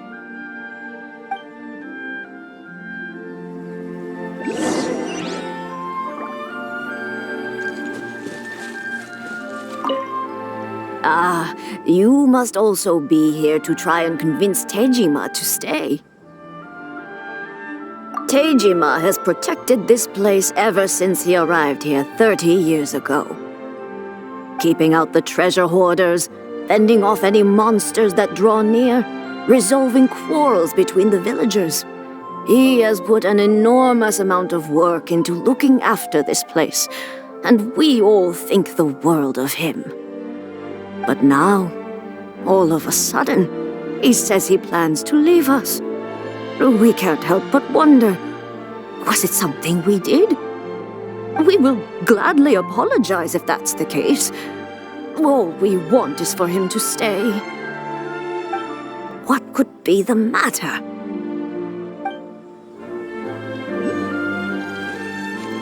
One day, I'll be as great as Ryu. If you want my opinion, something to do with the Vision Hunt Decree. It's clear that Tejima had done nothing wrong, and still they confiscated his vision. After that, he became a completely different person. I can't claim to fully understand it, but I could tell that he'd lost something very important to him. He went off on a walk, alone, circled the village a few times, and then out of the blue, he announced that he was going to leave and become a wanderer. Truth be told, we aren't sure whether trying to keep him here is the right thing to do, but equally, it doesn't feel right to let him leave when he's in this state. He's a lost soul. Seems like he's a well-respected guy around here. You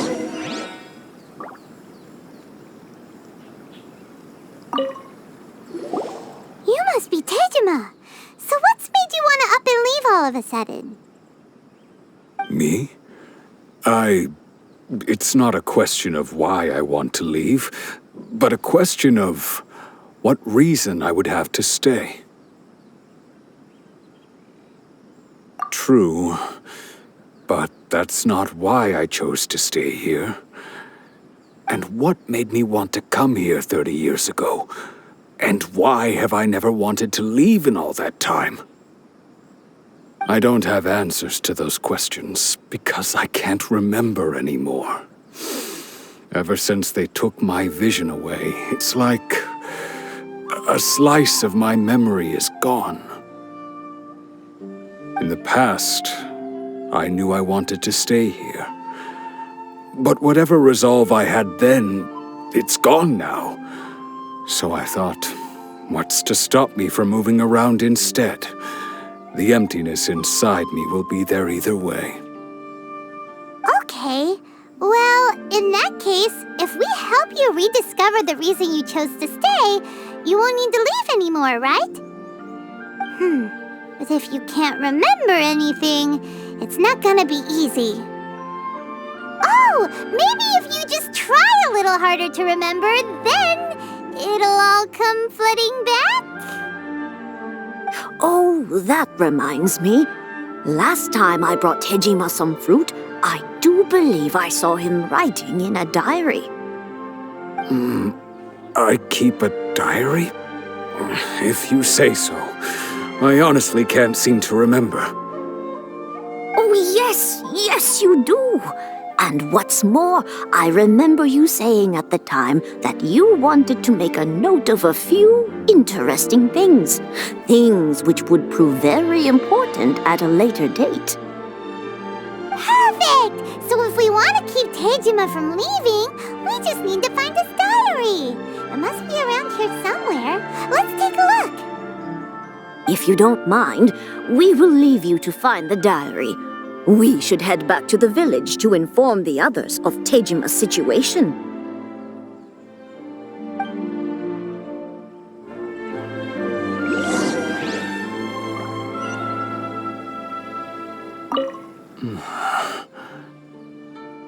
I'll be as great as Ryuji.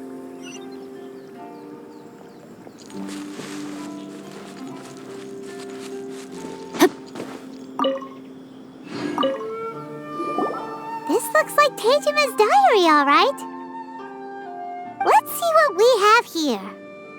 Today, the villagers and I got together to cook dry braised salted fish. I messed up and burned mine a little, so I had to pretend that it was black snakehead instead. Today, I helped rescue a kid who had fallen in the water. After I pulled him out, he told me that his best friend Bamboo was still in the water.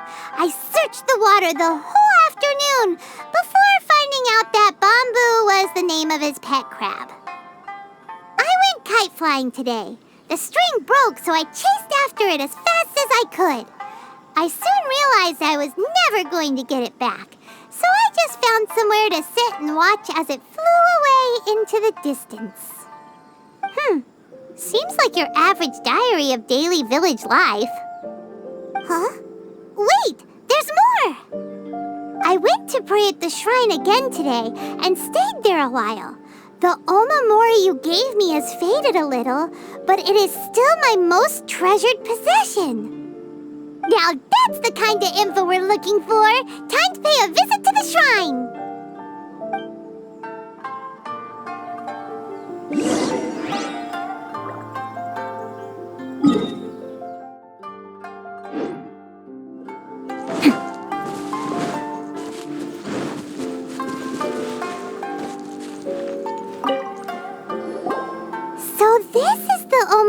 Tejima wrote about.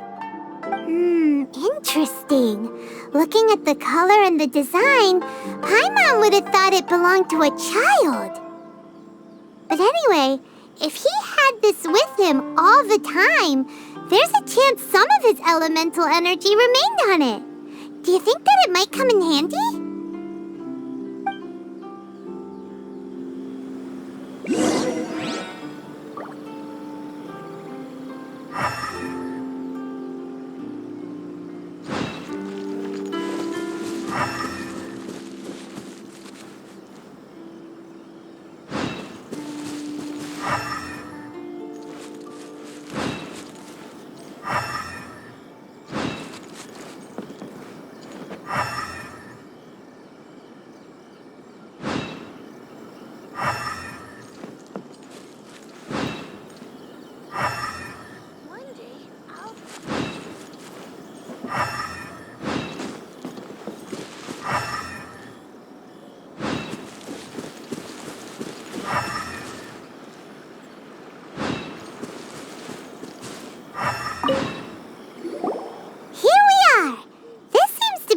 That Tejima visited a lot.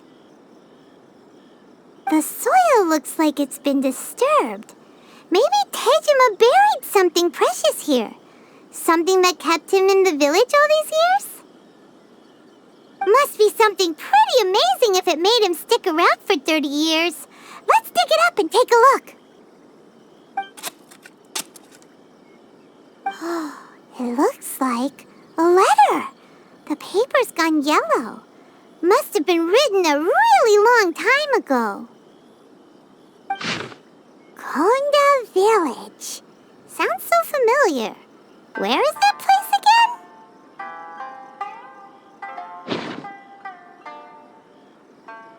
Huh. So the reason Tejima came here was to wait for someone. But he's been here for 30 years. Oh, guess they didn't show up in the end, huh? Well, let's go give Tejima his stuff back and take it from there.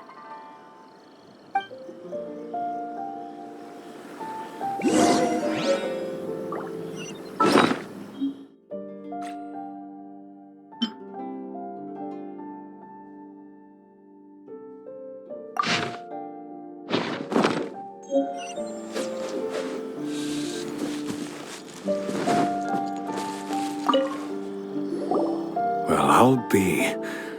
That's certainly my handwriting. And I guess the Omamorian letter belonged to me too. But I have no memory of anything that's written in this diary.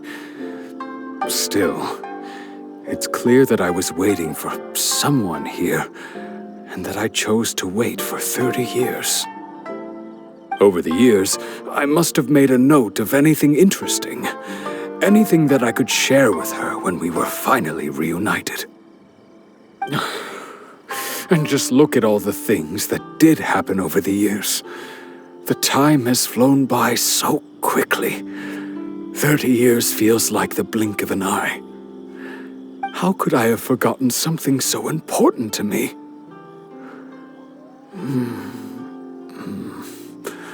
Now that I think about it, when my vision was taken from me, it felt like I'd suddenly been hollowed out.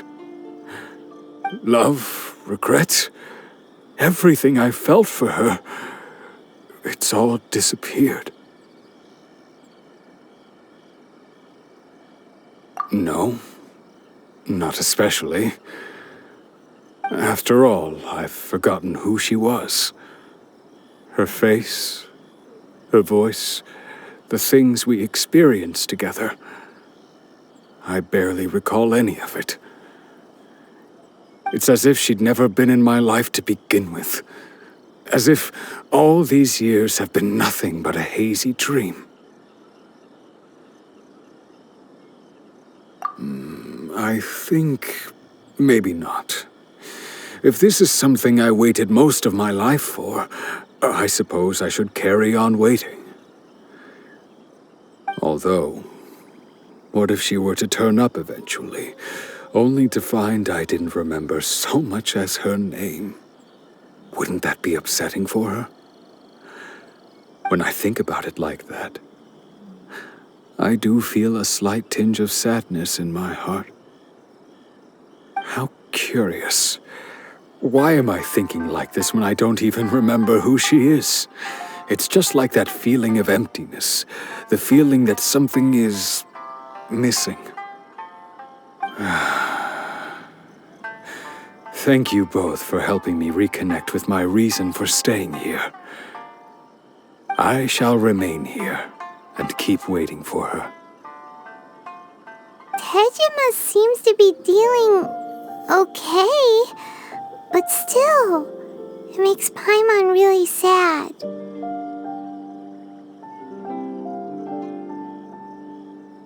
Seems it's just like Ayaka and Tomo were saying. If you lose your vision, you lose all your hopes and dreams too. That certainly explains the state Tejima was in earlier. At least we were able to help him, weren't we? Well, let's go find the next person. According to Miss Kamisato, the second one who lost their vision is a samurai from the Tenryou Commission.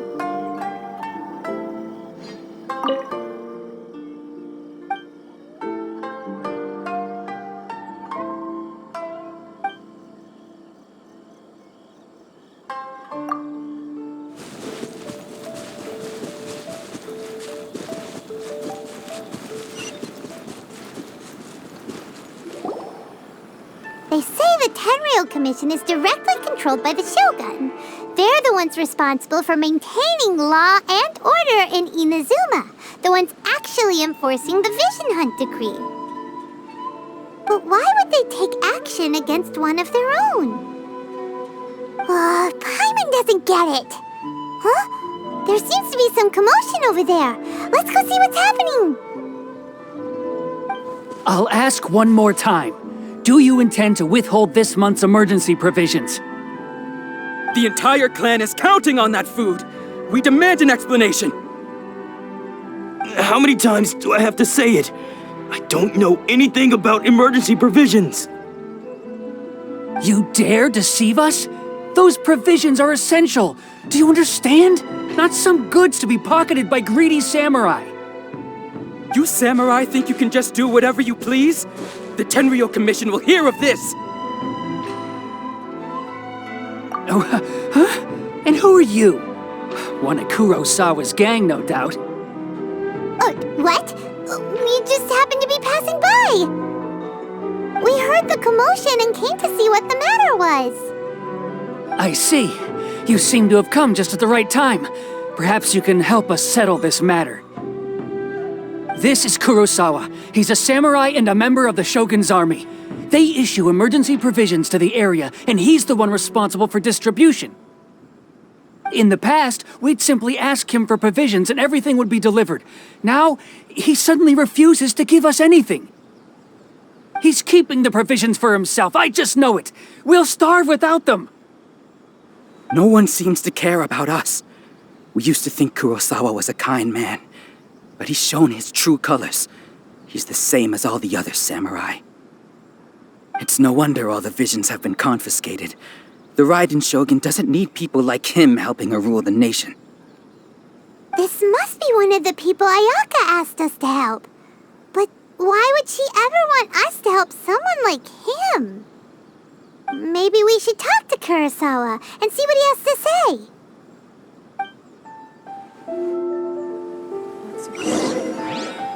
She's still okay? The emergency provisions. What will we do without them? A person without a conscience is a person without honor.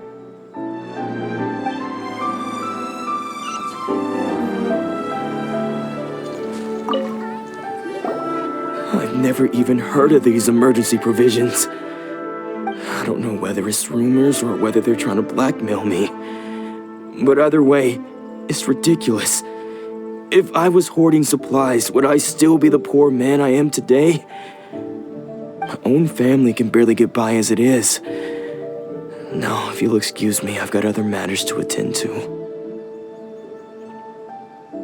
And that's the first bit of truth I've heard all day. The Shogun's army told me that I was unworthy of my vision. And they said I was slacking off in my work. Apparently, I'd even disappointed the Raiden Shogun. And that's why they confiscated my vision. Well, that's strange. You were helping enforce the Vision Hunt Decree. Why would you be unworthy of your vision? To be perfectly honest, I don't seem to remember the details. All I know is that I would perform certain things every month. But I don't recall what they were. And it's not just that. I have this unsettling feeling, like someone owes me something. Does it have to do with the missing emergency provisions? I didn't take any. Like I said, if I was taking them for myself, I wouldn't be going through such hard times right now. To top it all off, my house was just raided by treasure hoarders, which is why I came here in the first place. I was chasing after them when I got held up by these two. If you don't believe me, go find the treasure hoarders yourself. If there were any emergency provisions to be had, they would have found them. Huh. He seems to be telling the truth. But we better confirm. Let's go round up those treasure hoarders and see what they have to say. We should be able to follow their tracks. They couldn't have gone too far.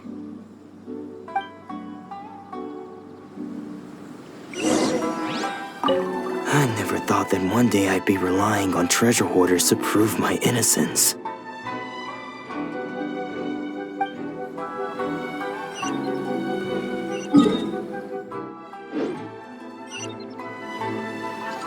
Body and mind.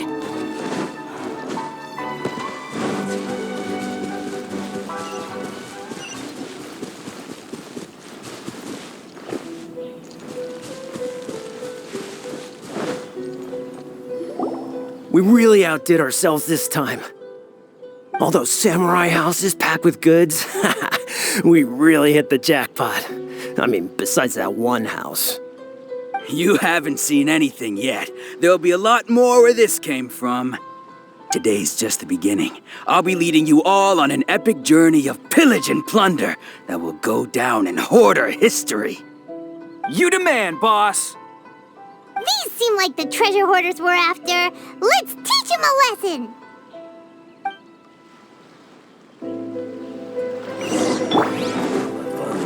As you wish, mein Fräulein.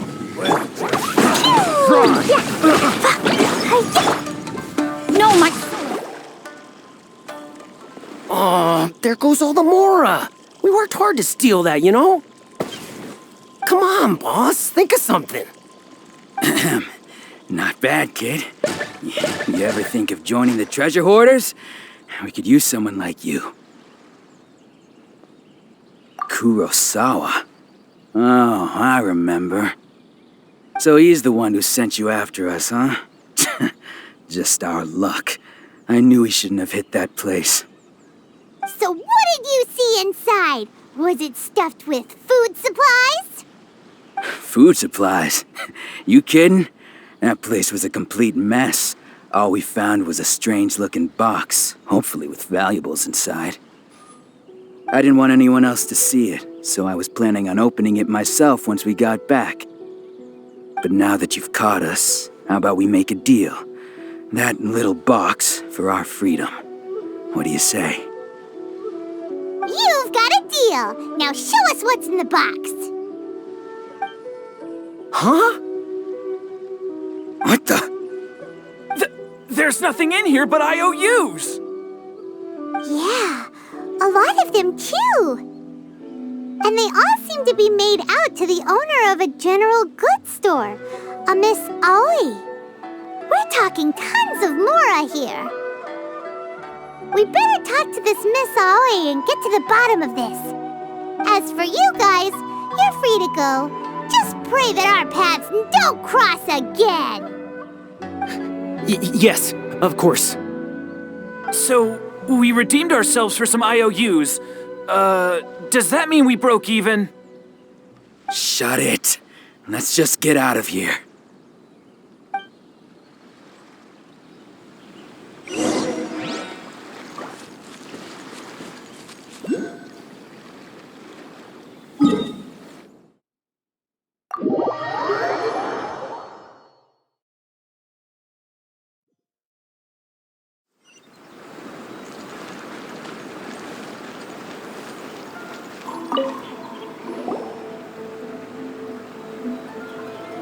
Welcome to Tsukumomono Groceries. We've got everything you need. Can I help you find something?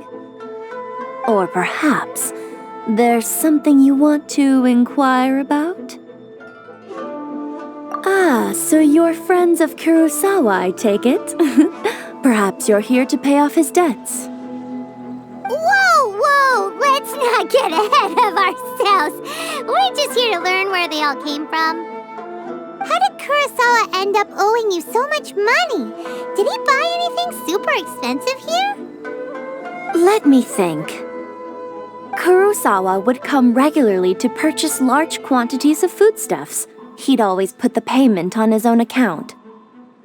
However, the price of provisions began to skyrocket recently, and his salary was no longer enough to cover the cost. So, he started writing out IOUs to cover whatever he couldn't afford of the usual amount. So that's how he was getting those emergency provisions. But why did he have to purchase a usual amount? If the prices increased, couldn't he just buy less? Well, if you think about it, the citizens receiving the emergency provisions must have been carefully calculating how much they needed to sustain them each time. Kurosawa thought that it would be quite the disappointment for them if they found they didn't have enough, especially after such long and careful planning. So he deemed it necessary to take on the debt rather than let the people down. Wow. Kurosawa was purchasing all the emergency provisions at his own expense. And no one ever appreciated what he did. They just complained and held him accountable. People's attitudes will always reflect their circumstances. In the face of hardship, nobody cares to think twice. If you ask me, had Kurosawa told everyone the truth about the supplies from the start, then there wouldn't be such a severe backlash now. Of course, I'm sure there would still have been some unrest. What he was doing was truly a thankless deed.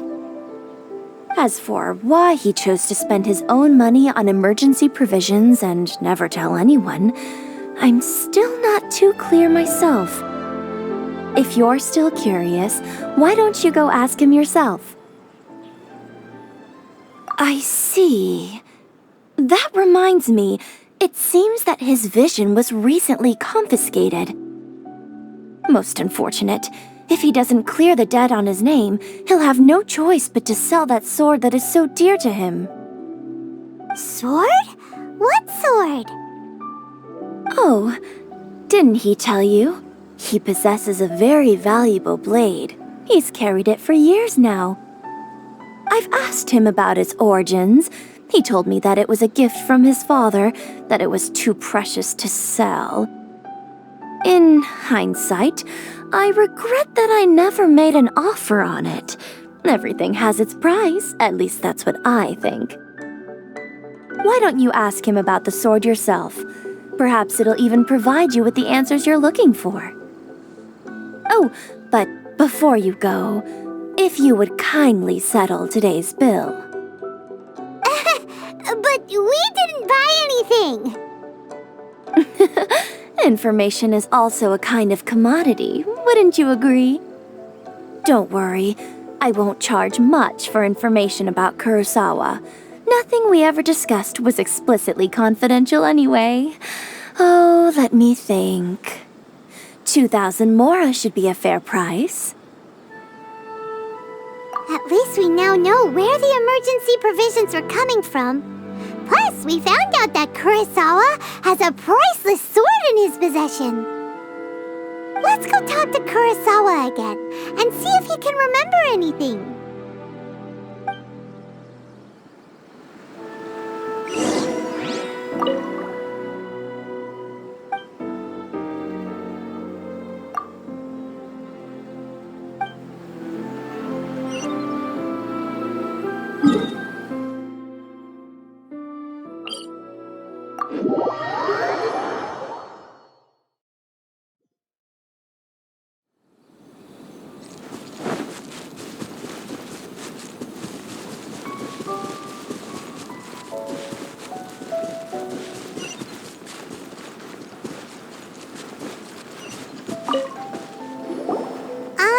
What are you doing here all by yourself?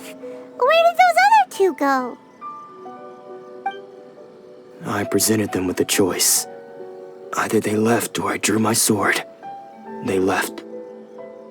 It turned out to be a real time saver, actually. Perhaps I should start using it more often. Did you manage to track down the treasure hoarders? Everything I said was true, right?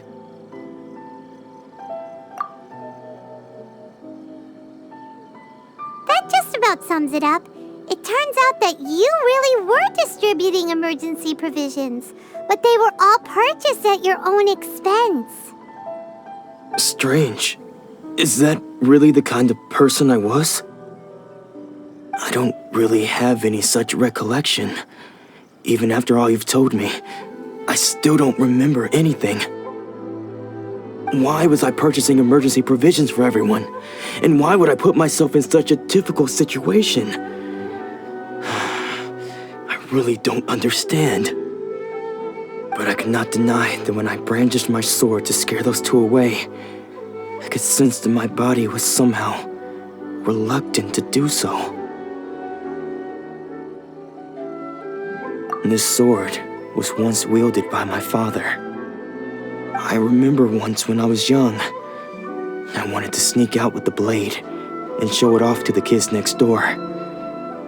My father ended up catching me in the act and scolded me severely. What did he say? I can't seem to remember that either. It would seem that I forgot many important things when my vision was taken from me. So many memories gone. Forever. No matter how hard I try to remember. All I can remember now is my father telling me that this blade bore his life's creed. Before he passed away, he placed the sword in my hands and said to me, "With this sword, you should..." Hey, if you look carefully, there seems to be some words engraved on the hilt. Can you recognize the words? Virtue and justice? Somehow those two words seem to explain everything now. Taking on seemingly endless debts to make others happy. I guess that must have been my greatest ambition after all. But what use are virtue and justice? I purchased the provisions for those in need, and look how things ended up. The Tenryou Commission seized my vision, and the very people I was so desperately trying to help refused to understand me. And the irony of all of it is, I somehow still felt sorry when threatening them with my blade. I'm incapable of being a good person, yet I'm equally unable to be bad. I don't know what to do with myself. Yet another troubled soul. When we get the chance, let's speak to Toma about Kurosawa's debt. The Yashiro Commission would surely help cover his expenses. In any case, we must never let him sell off that sword. Yeah, seems like losing all ambition is a terrible experience. Fortunately for us, you don't have a vision. Let's go find the next poor soul.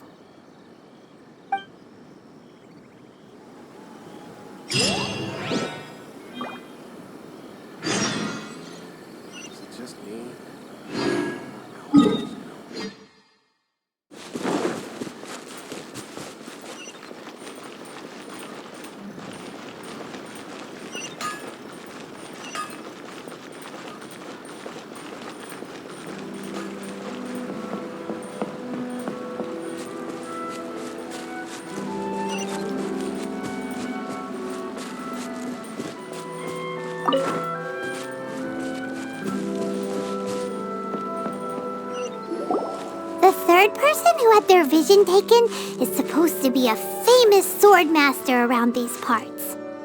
Paimon heard that he's the present-day master of Meikyo Shisui art. Sounds pretty impressive.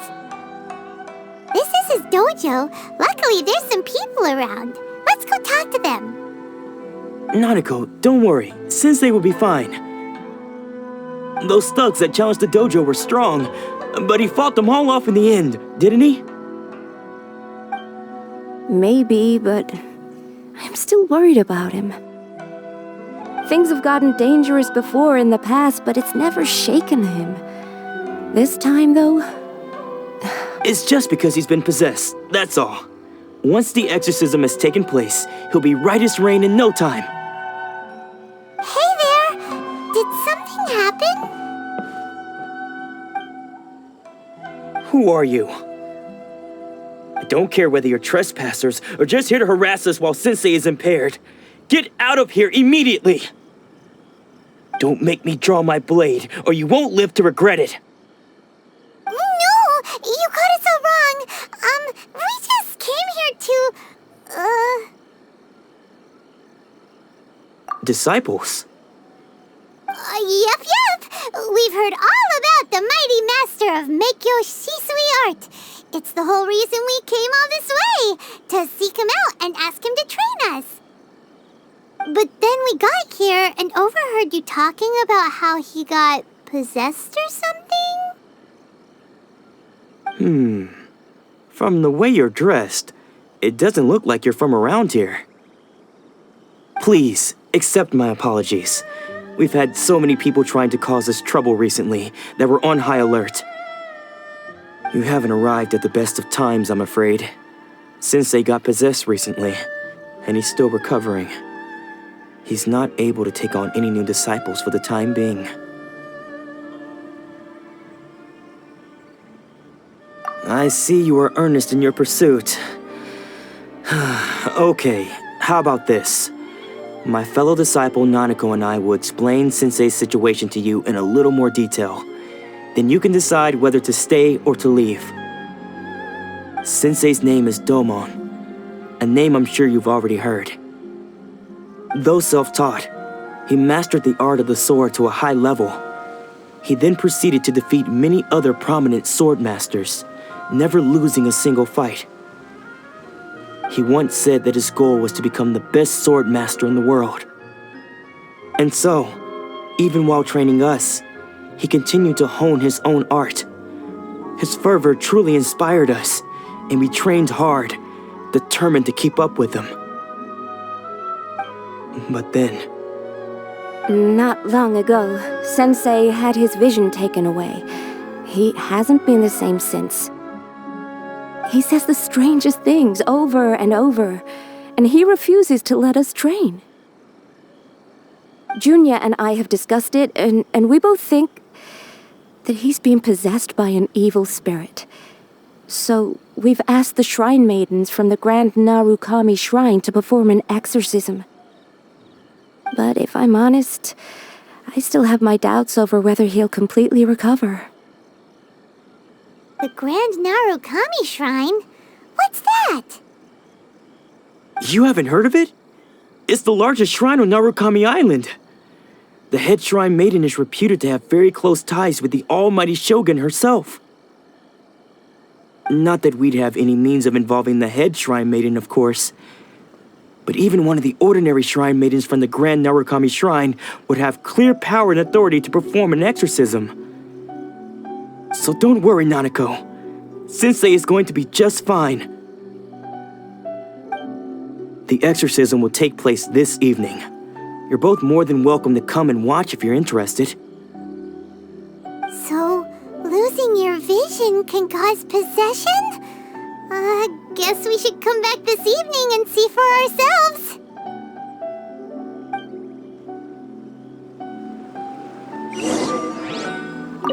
Sensei will be fine. I'm sure of it.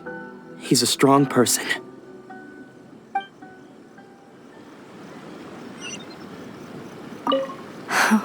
I just hope Sensei doesn't have to endure this much longer.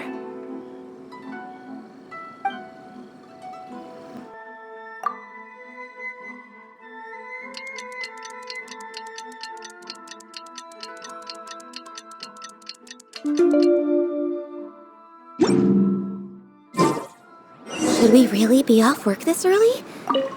Shh. So you decided to come. It's a good thing you didn't arrive any earlier. You would have had to witness Sensei in one of his fits of madness. Just now, when Nanako was attending to him, she heard him whispering a few names to himself. When she asked him who the people were, he suddenly looked panic-stricken and pushed her away. It looked like he was in great distress. He was covering his ears and looking frantically around him with bloodshot eyes. All the while he kept calling those names. Some of them we knew, others we didn't recognize. But they all seemed to be the names of swordmasters he had defeated in the past. One of them was Anzai. He used to be a fellow disciple of Sensei's, his senior, in fact. But Sensei defeated him in a duel many years ago, and he has been a wanderer ever since. Sensei wouldn't stop calling his name. Thankfully, the shrine maidens managed to subdue him, so the exorcism can finally continue. The ritual has now begun. All we can do is patiently await the result. Here's hoping Sensei will be back to his normal self very soon. Please, excuse me for a moment while I fetch some water. If he wakes up, he is sure to be thirsty.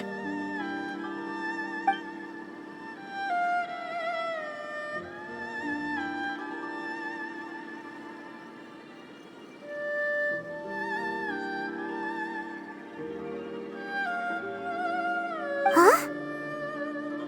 Who's that sneaking around? Uh-oh. Could they be here to mess up the exorcism? We won't let them get away with it. Come on, let's go after them.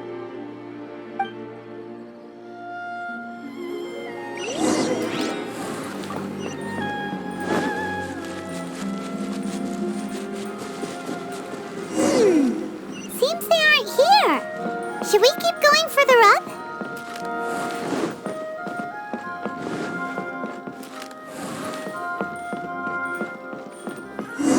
Is this definitely the right place? Let's look a little further up.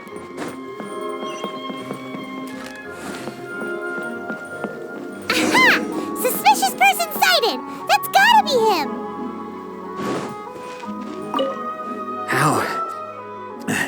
How did you catch up with me so quickly? Are you sure you're Domon's disciples? You move even quicker than he does. Unless... I guess it's been a few years. Maybe his skills have improved again. Excuse me? We're the ones asking the questions here. First off, who are you? And what are you doing sneaking around these parts? You seem like bad news, mister. Bad news? I'll have you know I trained side by side with Domon back in the day, long before you ever showed up. I don't care to talk about that time anymore. But if you must know, I am Domon's senior. His senior? Wait, that means you must be... Anzai? Yes, that's me. Because I don't wish to see Domon or anyone else associated with him ever again. When we were young, we trained under the same Swordmaster, studying Make-Yoshi Sui art together.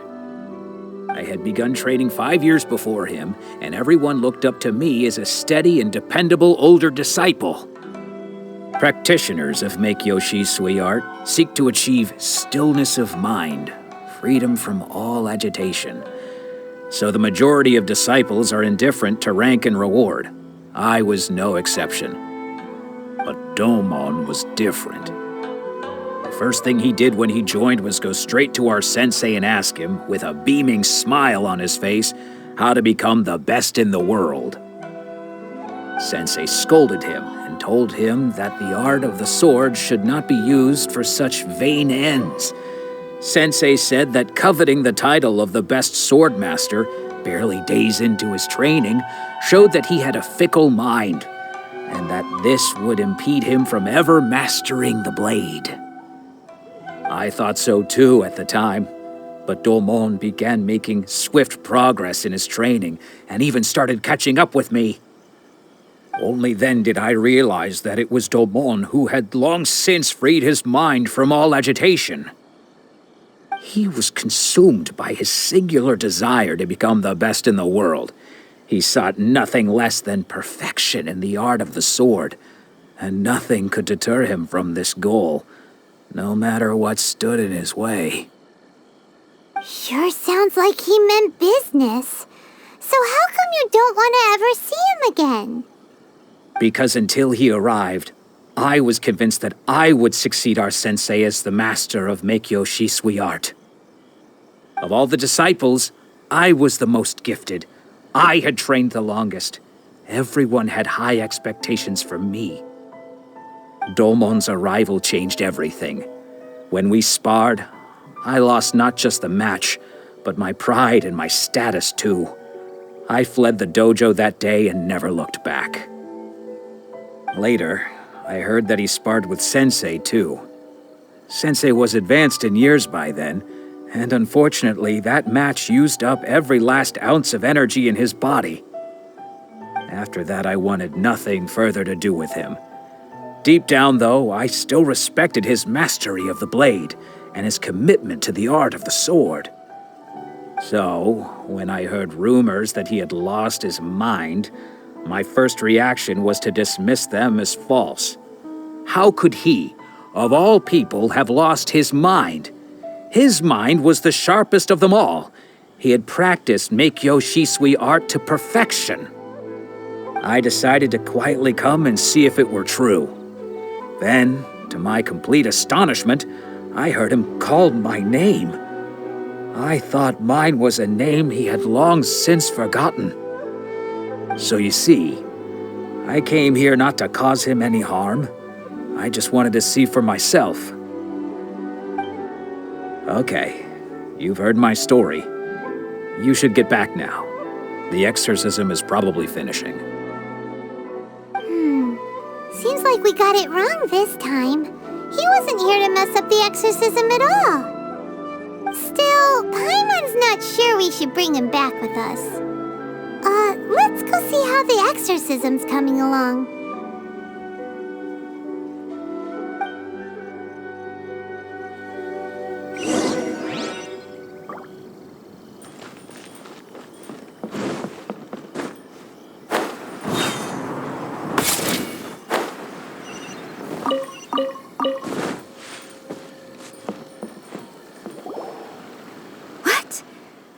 You're saying he isn't possessed?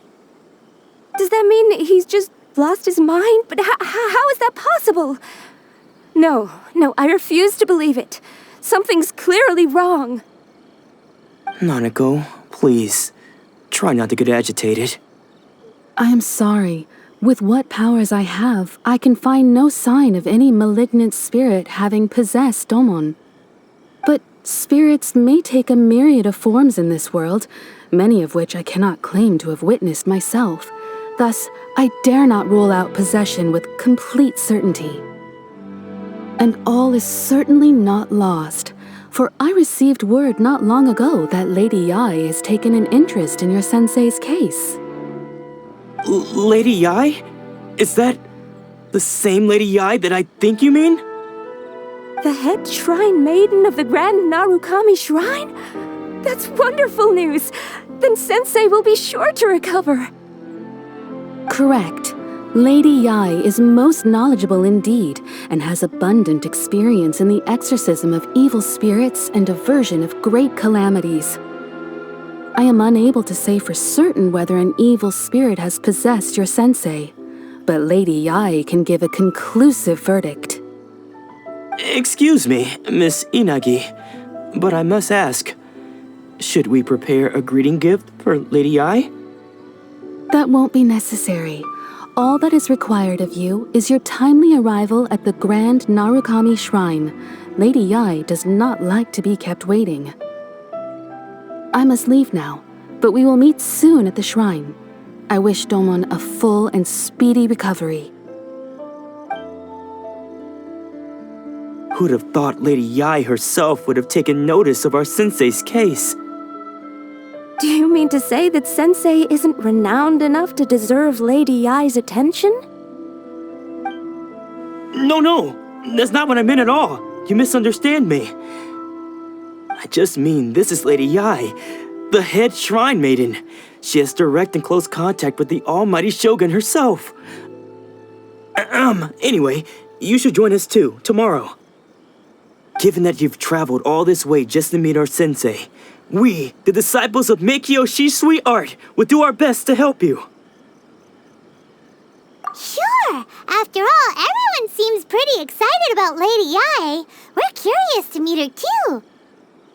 Who knows? Maybe we'll be able to find out a thing or two about the Raiden children from her.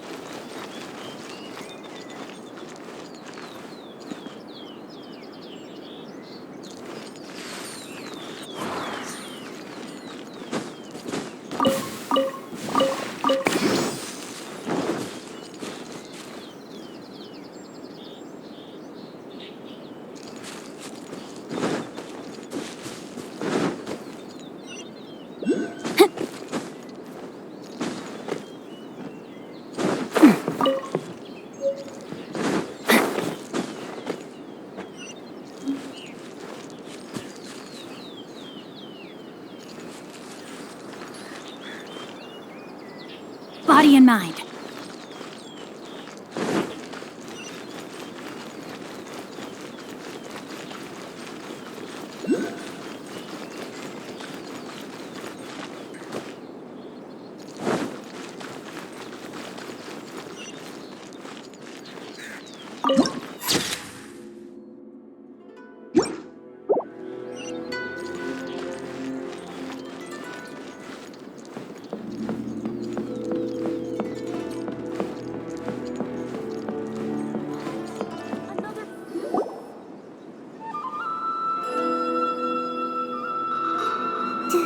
Do you think that's Lady Yai? Oh, no wonder Junya is so excited. She has a really striking presence. Also, is it just Paimon? Or did she look right at us just now? It was probably nothing. It's not like she's ever seen us before. Keep away. Keep away from me. I gave up the art of the sword. Please, let me go, I beg you. As you can see, Lady Yai, Domon has persisted in this state for some time now. He appears to see those who have lost to him in duels past, gathered all around him to persecute him. Lady Yai, it must be a possession, right? This is nothing like him at all. In the past, no matter what came his way, he would always face it with a confident smile. I'm sorry. It is clear to me that your sensei is not possessed by any evil spirit. But then does that mean he... Yes. This is a change in the person himself. Unable to cope with the tremendous pressure he was under, he suffered a spiritual collapse. With his wits impaired, he finally descended into madness. As one who is thrown into the sea, though he fights back desperately against his predicament, it does nothing to prevent his descent into the depths. As for what has triggered this change, I believe it must be the loss of his vision. For to be stripped of one's vision is to be stripped of one's ambition. Stripped of his ambition? But Lady Yai, even without his ambition, why should he suffer such a dramatic change? How does that explain his descent into madness? Your school practices Meikyo Shisui art, does it not? Stillness of mind, freedom from all agitation. What a fine notion that would be if any in this world could ever hope to achieve it. There was once one who claimed to be indifferent to rank and reward, and who fled enraged when defeated by his junior. And then there was an aged swordmaster who was aggrieved enough that he crossed blades with a disciple he himself had taught. Then, what of the one who crossed blades with his own sensei and beloved fellow disciple, and defeated them both? Can one truly remain unagitated, of still mind in moments such as these? Lady, I'm not sure I understand. The path of the Swordmaster is filled with twists and turns. It is no small undertaking to pursue the position of greatest Swordmaster in the world. It requires one to take their sword firmly in both hands and cut down the hopes and dreams of others, even those of one's closest companions. Only a deep commitment to his ambition to become the best made it possible for him to rise above the pain of these encounters, to focus on the way ahead. When that ambition disappeared, he began to doubt himself. As he battled his growing anxiety, he slowly descended into the state you see him in now. Much like a certain fatally flawed friend of mine. Poor Sensei. To think he's been suffering so greatly. I'm sorry. It's all my fault. Father, Sensei, Ansai. That's enough. Huh? Isn't that Ansai? Where did he come from? Did he follow us the whole way here? Ansai, why are there two of you? Is that you or a ghost? You're here for revenge, aren't you? I knew it would come. I never should have. You're right to assume that my feelings towards you are far from kindly. But I didn't come here to settle a score. It's been so long now that I made peace with it years ago. You did nothing wrong that day. I couldn't face the humiliation. That's why I ran. I don't think most of the people you beat along the way would hold it against you. On the contrary, when you cut our ambitions short, we entrusted them to you, in the hopes that they might carry you further. Now I know that we can't place our hopes in you any longer, since you've been stripped of your ambitions too. But that is no reason to strip them of theirs. Follow the way of the sword all the way to the highest peak. You taught them that, didn't you? But what if one day, the same thing happens to them? I put everything I had into trying to become the best. But what if it was all a huge mistake right from the start? If there's a chance they'll end up like me one day, I'd rather they stay where they are now than go any further down this path. Have you asked them what they think? Sensei, after you rescued me from the hands of the pirates, I told myself I would follow in your footsteps for the rest of my days. I can't know whether I will suffer in my future as you do now. All I know is that here and now, in the present, I wish to continue. I want to keep going until the day that I can stand before everyone with my head held high and announce that I, like my sensei Domon before me, am a master of Meikyo Shisui art. Nanako's far from the only one. Actually, all of us think that way. Goodness. Well, You see? You can place the ambition you once had in their hands. Being stripped of your ambition is something that's never happened to me, so I can't claim to understand it. But I do know what it feels like to have your ambitions crushed. That's what happened on the day that you so effortlessly defeated me. So, just as I once placed my ambitions onto you, it is time for you to release yours into their custody. You are not in the same position that I was. When I left, I had nothing to my name. But you have a great number of worthy disciples. I understand. I'm sorry to have made you worry for me and for the state of Meikyo Shisui art. I no longer have the resolve to become the best in the world. The emptiness and suffering inside of me will not abate, so I cannot hope to still my mind and be free of agitation. But as your sensei, I shall commit to imparting unto you everything I have learned in my life so far. This is my promise, and I humbly ask Anzai, my senior, to hold me to my word. You can count on that. I'd be checking in on you occasionally anyway, just to make sure you hadn't lost your mind again. But I am now used to the life of a wanderer. I do not belong in the dojo anymore, so I will simply stop by once in a while to make sure you aren't cutting any corners with them. Well, don't just stand there staring at me. Say thank you to Lady Yai and then get yourself back home.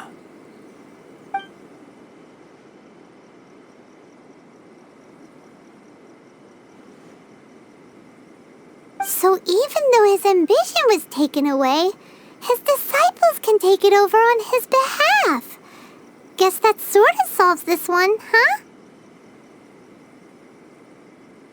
Traveler, a moment, please. Lady Yai has some words for you. So, my intuition was correct. The wind that blows from afar carries fresh life to these shores.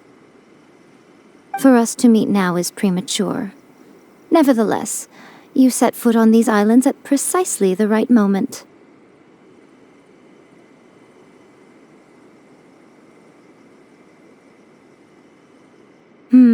I have high hopes for you, child. Don't disappoint me. Ooh, Lady Yai seems to have taken a real interest in you. She seems super mysterious. Paimon's so curious what she really meant by all that. We can come back to it another time. For now, we should go report back to Miss Kamisato. Protection of the Electro Archive. May the blossoms of the sacred Sakura bloom eternally.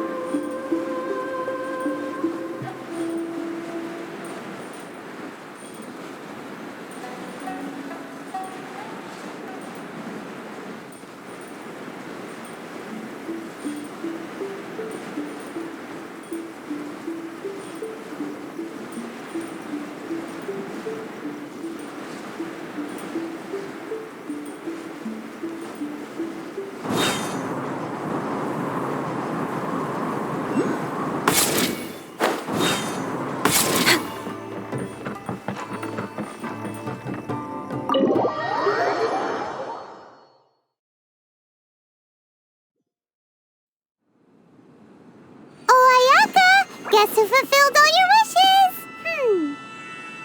Huh? Ayaka! Huh?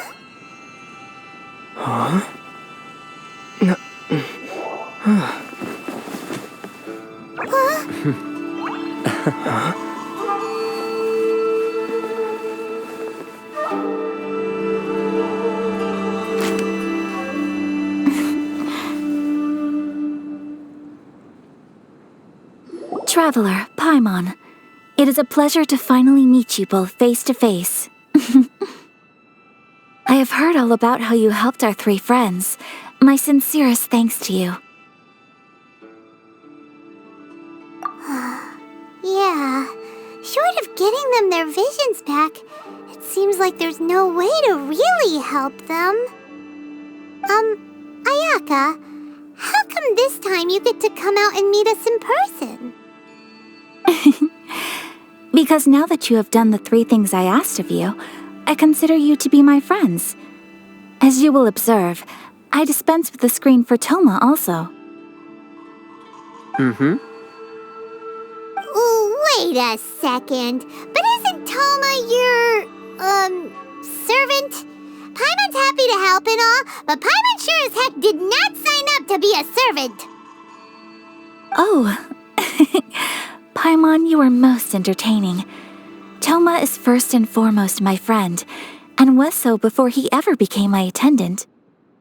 Oh, okay then. Ayaka, you seem pretty different out in the open compared to how you are behind the screen. Alright, we can be friends. Thank you both kindly. Back to the matter at hand. You have now witnessed the pain of those deprived of their visions. What are your feelings on what you have seen?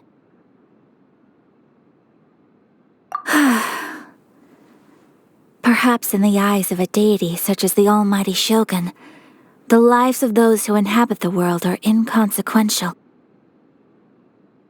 Thunders roar, lightnings flash, the winds assault, and the rains descent. All these things take place with no regard for the feelings of the common people. But I believe that surely you understand what they must endure. It seems that perhaps now you can appreciate my feelings on all of this. In which case, perhaps you would be willing to reconsider your stance? You will? Really? Naturally. All right, bravo, my lady. You were right all along. See? I told you he wouldn't reject them. I'd placed my trust in the right person after all. Now then, given that the remainder of our discussion pertains to matters of a more confidential nature, perhaps we could move to the Komore Teahouse? We ought not to involve other members of the Yashiro Commission.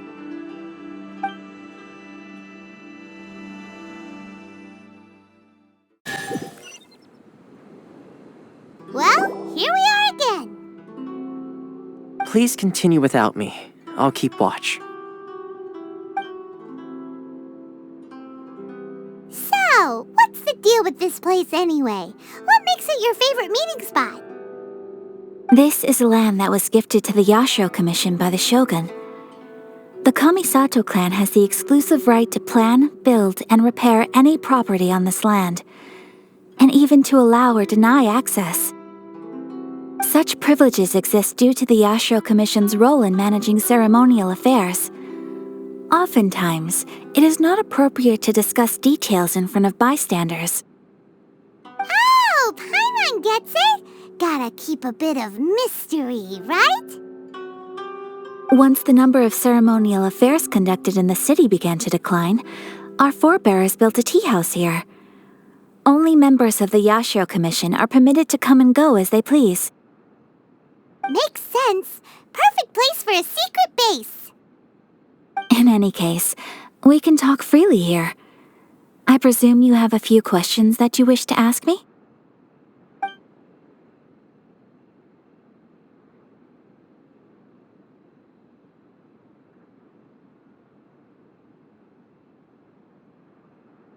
Of course.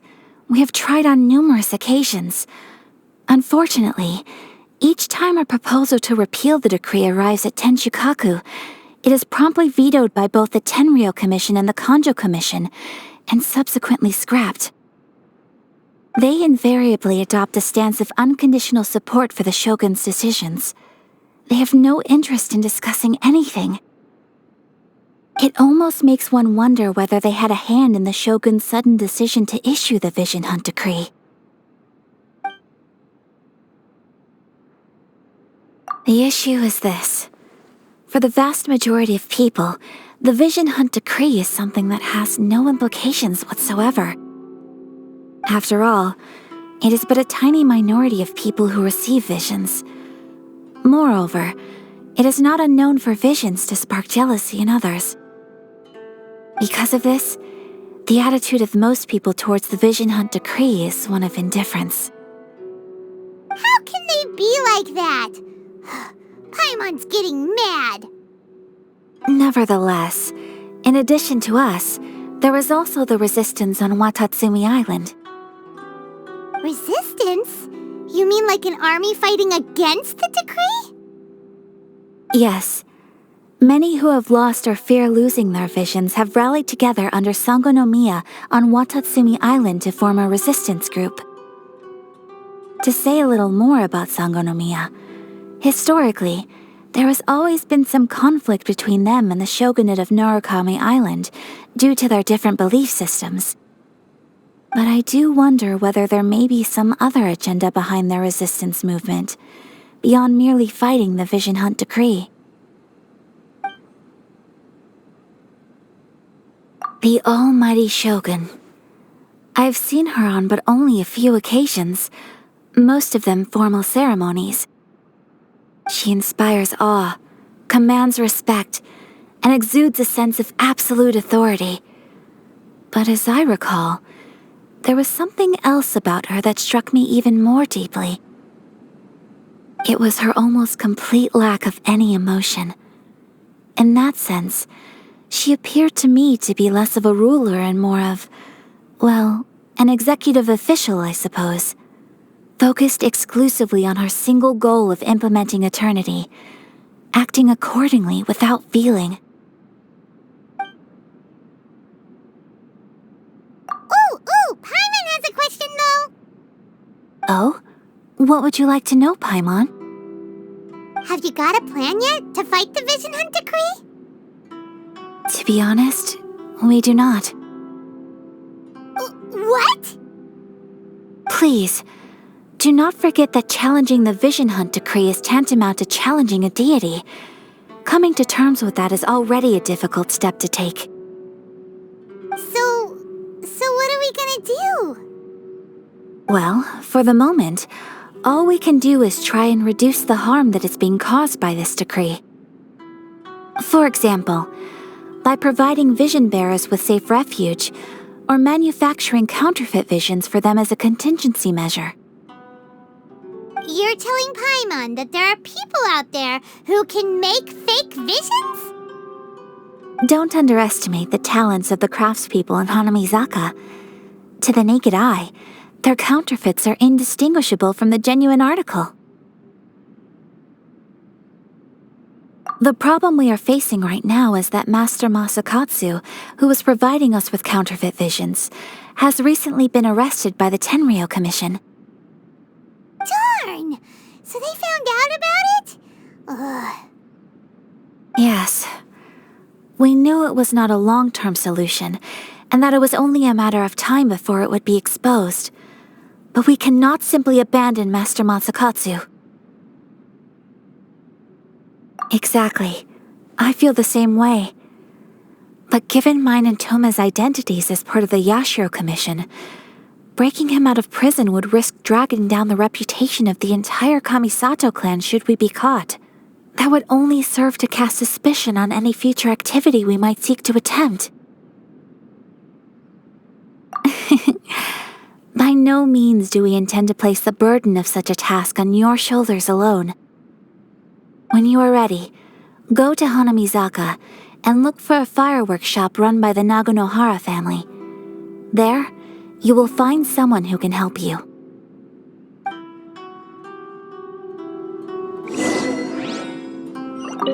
You want to know who you'll be meeting in Hanamizaka?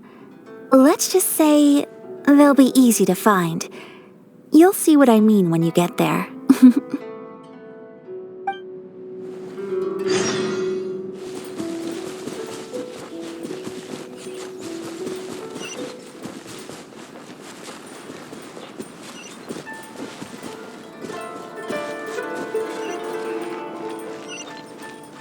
Just hand it over. You don't want any trouble with me. If you think your elemental powers are enough to resist the Vision Hunt decree, then you'd better think again. Believe me, you're not the first of your kind we've encountered, and we've seen the same unpleasant outcome time after time. You'd best save yourself the trouble. Can't you make an exception? I just got this vision. I won't even use it, I promise. So this is the Vision Hunt Decree in action, huh? We can't just sit around and watch things unfold, can we? Psst! Hey, wait! Huh? There's someone trying to get our attention. Come on, this way. What's going on? Can't you see we need to go help? Shh, quiet. Just sit tight and watch for a moment. Hey, this isn't right, you know. Just because you don't have a vision doesn't mean you can sit back and watch others in trouble. Huh? Hey, wait! You do have a vision! Shh! If you don't keep your voice down, I won't have one much longer. All right. Here, take it. Wise choice. All right, let's go.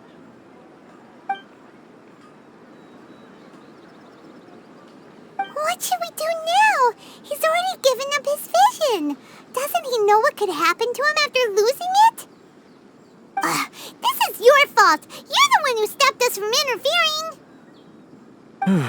Many thanks, Miss Yoimiya. If you hadn't swapped me a fake just now, I'm sure I would have lost it. No worries. You put on quite the convincing performance. Oh, so that's what's going on here. And to think Paimon was about to unleash Paimonial wrath on Miss Yoimiya. Sorry about that.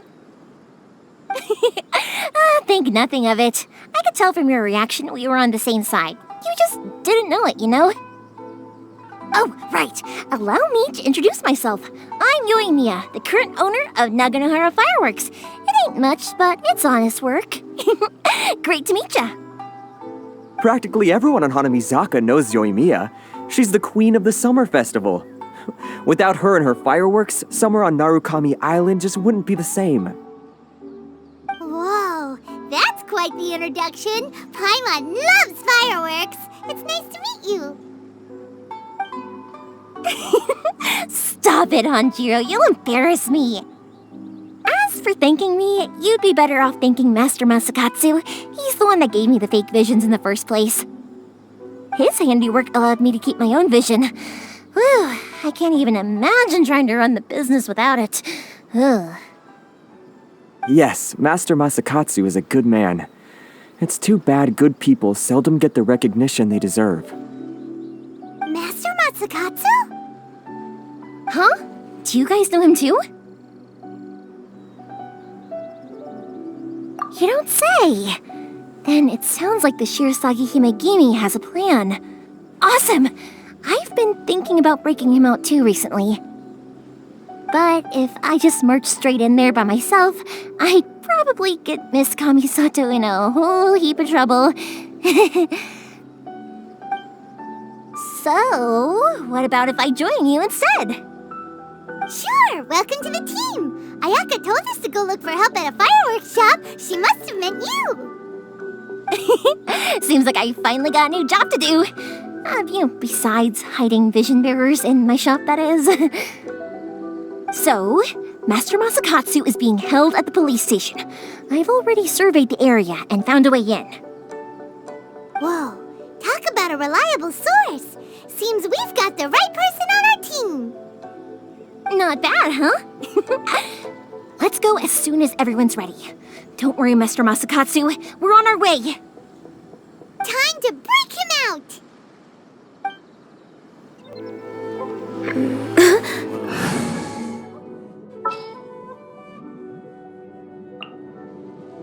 I trust you.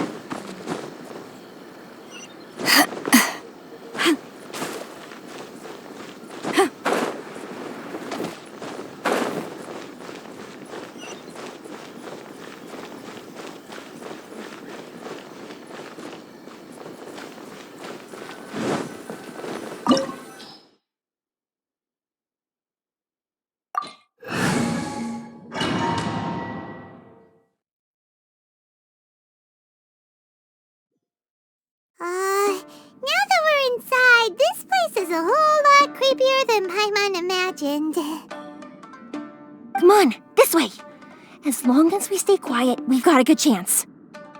I certainly wouldn't want to end up locked away in here. Let's find Master Masakatsu and get out of here. We should split up. I've got a little present to prepare for Master Masakatsu. I'll be right back. You sure? Alright then. Just be careful not to get caught. Yes, you too.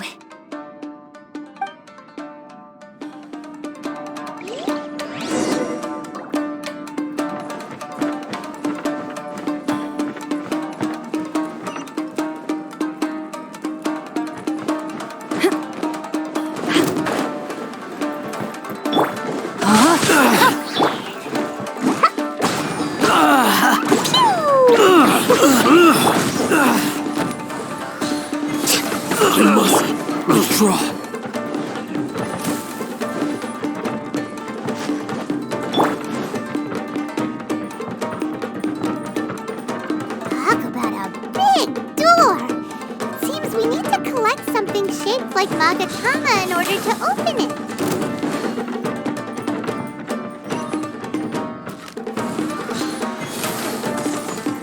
Access denied. For Rex Lapis. Power that ended Python! Witness the power of Gugwa! Know my sword! La la la! Yeah.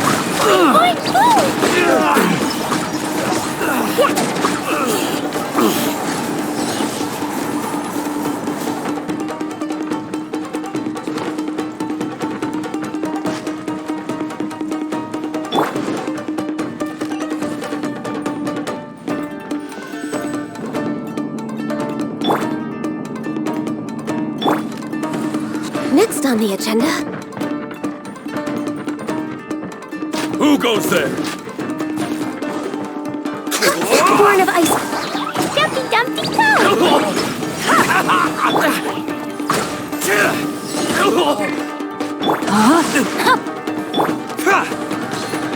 I won't forget this.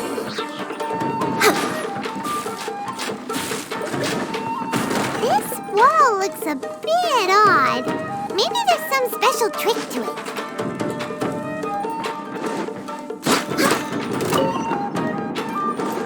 These guys seem a lot tougher than usual. Paimon wonders if that armor over there has anything to do with the source of their strength. Next on the agenda. We're waiting for Show you a lesson. Get them! Blaze over. Show me what you've got. Rain Cutter! Don't hold back.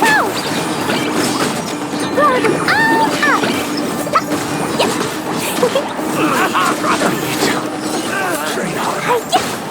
La la la. Allow me. Eyes on me! Back off! Bastard.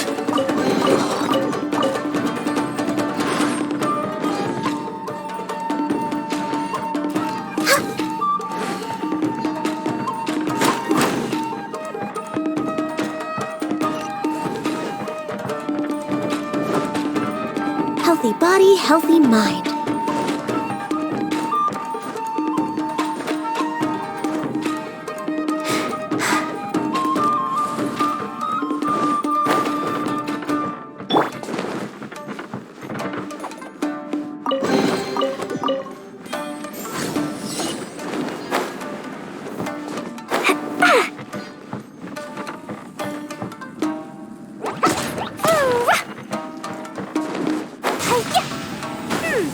Doesn't that Magatama shape look pretty similar to the grooves on the door over there?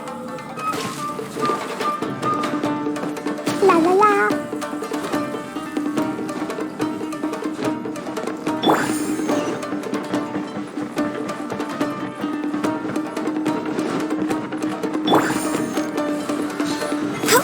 Brace yourself. Access denied. Watch your step. Rain outlines your fate. This is long overdue. Show me what you've got. Witness the power of Gugwa! I must withdraw. Roll them all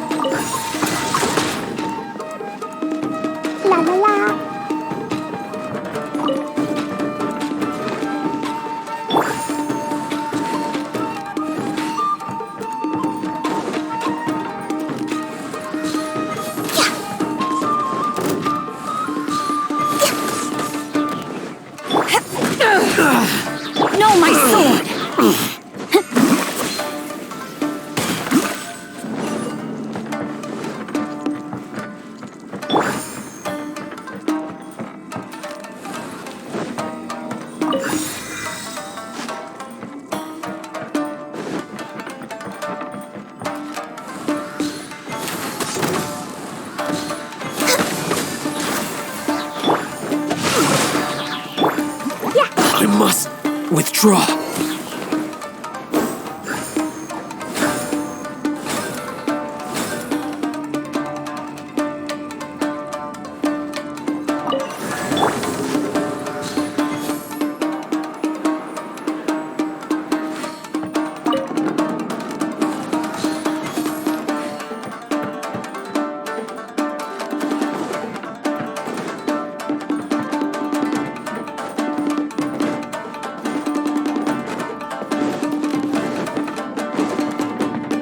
Next on the agenda...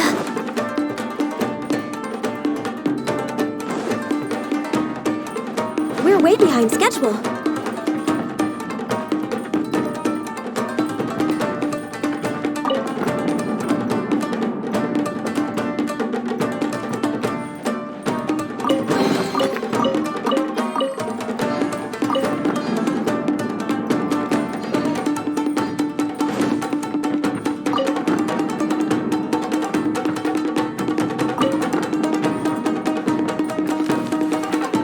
Next on the agenda...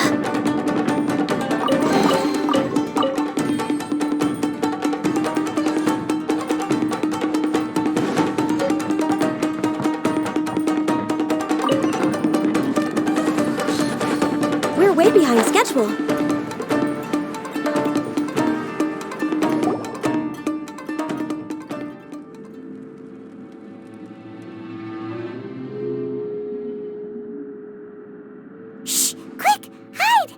Look over there.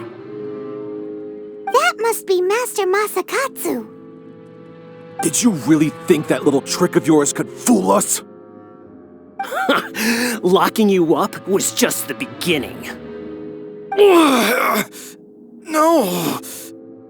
Oh no! Those Tenryou Commission brutes are torturing him! If we don't come up with a way to break him out fast, then... Huh? Yoimiya, when did you get back here? I can't bear to watch. If anything happens to Master Masakatsu, our whole plan will have been for nothing. Hey, you there! What are you doing? Ma'am. We were just teaching him a little lesson, that's all. Huh? Who's that? That's Kojo Sara, adopted daughter of the Kuju clan of the Tenryou Commission. She's also a general in the Shogun's army. What's she doing here? Make way, let me have a look at him.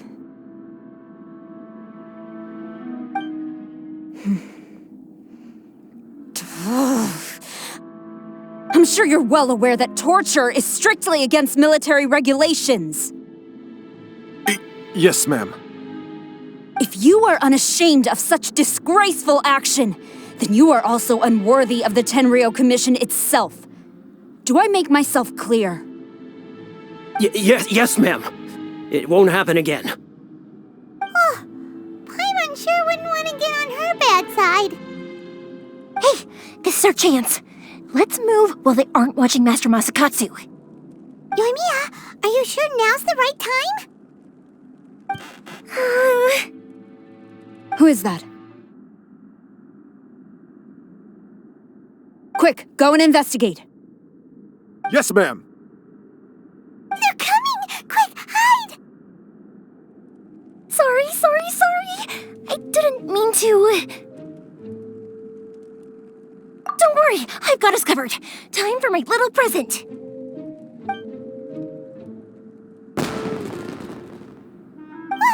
Fireworks! Huh? Was that an explosion?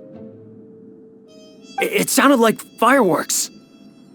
Quick, let's hurry!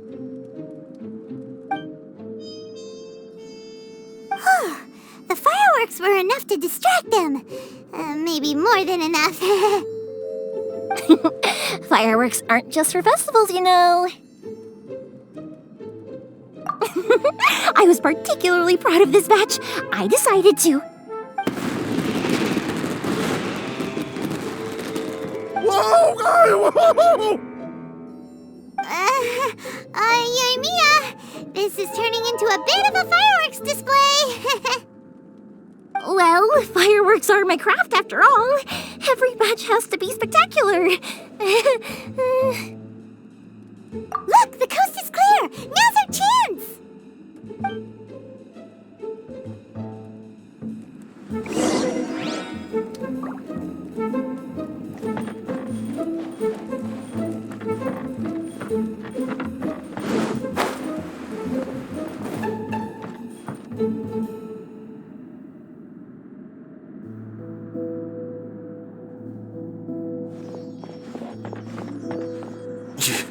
Yoimiya, is that you?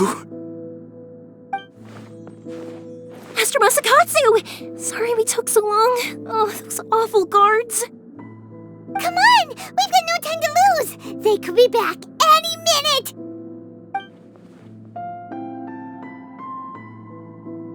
Oh. Yes, leave, before I let my judgment get the better of me. He's in serious condition. Be sure he gets immediate medical attention. But remember, once he's recovered, it won't be long until I bring him right back. Well... you can bet we'll do all we can to keep that from happening. Leave this place.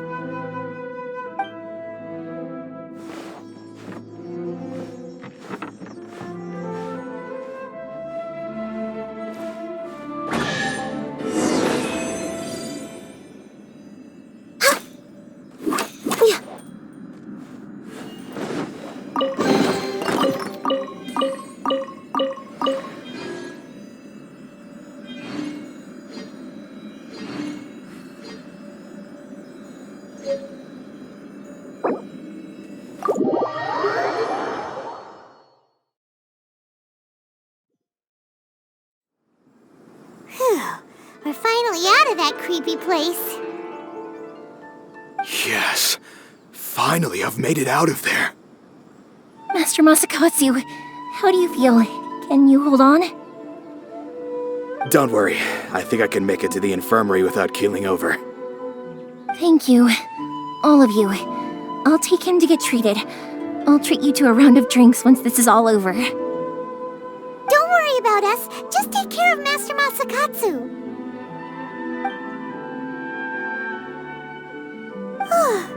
Good thing we were able to rescue him.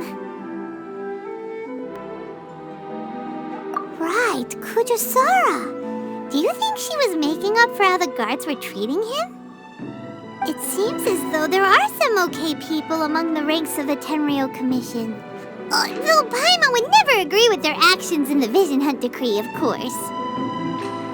How about we go tell Ayaka and the others the good news?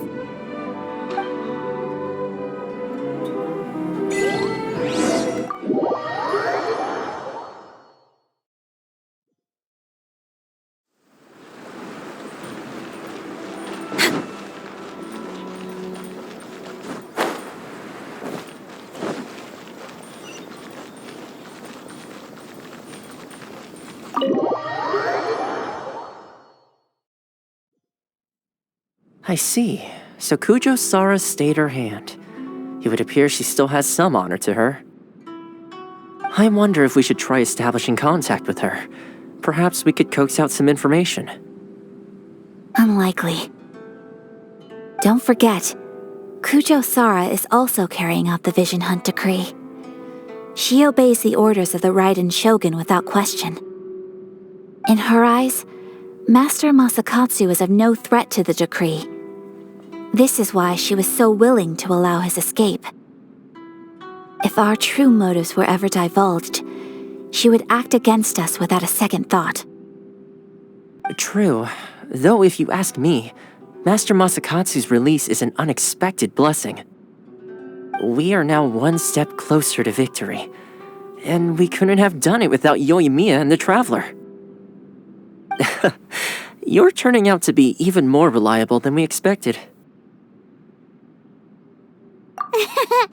Don't mention it. Indeed. Things may have turned out very differently this time without the help of the Traveler. But if we wish to mount any sizable resistance against the Vision Hunt Decree, there is still much to be done. It is time we make ready our next set of plans. There's no need to rush, my lady. Things seem to have taken a turn for the better, at least. Not only have we rescued Master Masakatsu, but our list of allies appears to be growing. Yes, which reminds me. The Tenryou Commission seems to be making preparations for a celebration. They call it a ceremony of sorts. And the number of samurai out enforcing the Vision Hunt Decree seems to be waning. The days ahead may be more peaceful than usual. A ceremony, you say? Why would such a task be left to the Tenryou Commission? I don't know, but I'm sure it has nothing to do with us. Anyway, with the Tenryou Commission busy with preparations, we should have a little more breathing room than usual. You do present a good point. Being in a constant state of alert will only tire us further. Perhaps a period of rest is in order. Toma, what would you suggest? I'd say a celebratory feast is in order. Might I suggest an evening of hot pot together? Funny enough, I learned a new hot pot game recently. I'm sure you'll find it quite amusing. A hot pot game? What's that? Well, as long as it has to do with eating. Simply put, every person prepares an ingredient to add to the hot pot. Once the meal begins, we add all the ingredients together. Then we take it in turns to close our eyes, pick an ingredient out of the pot, taste it, and guess whose ingredient it was. Anyone who guesses correctly can go again, and whoever finishes the meal with the most points is declared the winner. Tradition even has it that the winner receives blessings from the god of hot pot. Don't you think it sounds like fun? I've been wanting to give it a try. In fact, I've already got my ingredients prepared. You really do want to play, huh? Well, sounds like we've got our work cut out for us. Time to gather some ingredients. But what should we choose?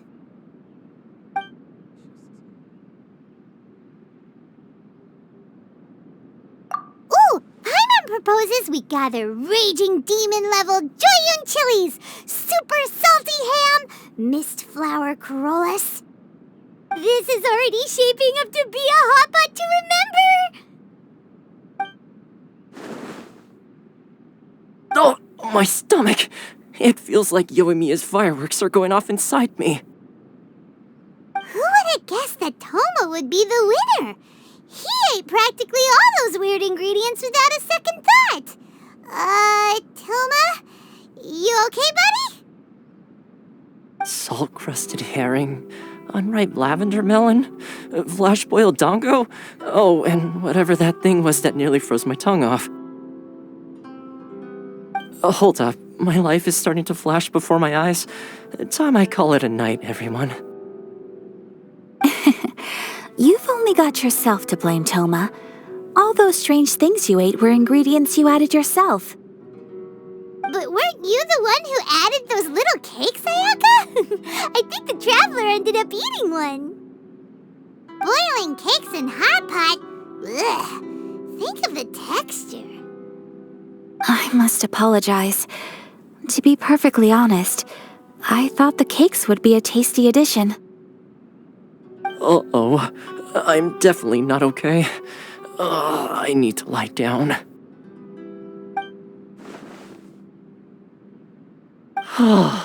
I feel like a new man. You know, Toma, all you had to do was guess wrong on purpose and it would have been someone else's turn. Talk about being competitive. Guess I've been feeling unlucky recently and wanted the God of Hot Pot's blessing. Perhaps I did get a little carried away. Still, I couldn't be beaten at my own game first time around. I think my luck has already taken a turn for the better. I can sense it. So without further ado, I hereby declare that the winner of today's Hot Pot Challenge is me. Oh, brother. Good effort, team. Another important job taken care of.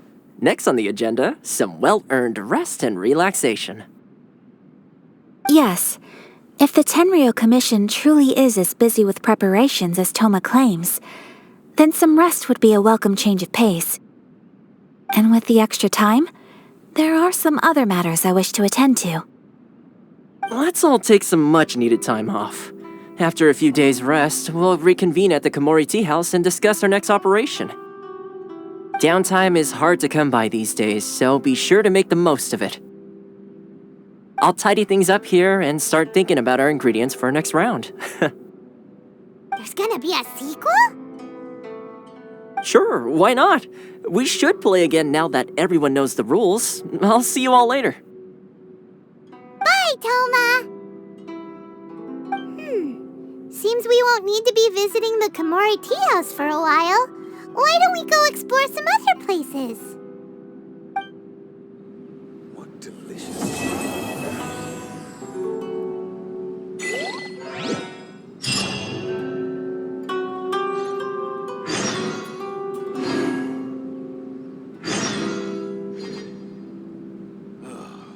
The books were more interesting in the past.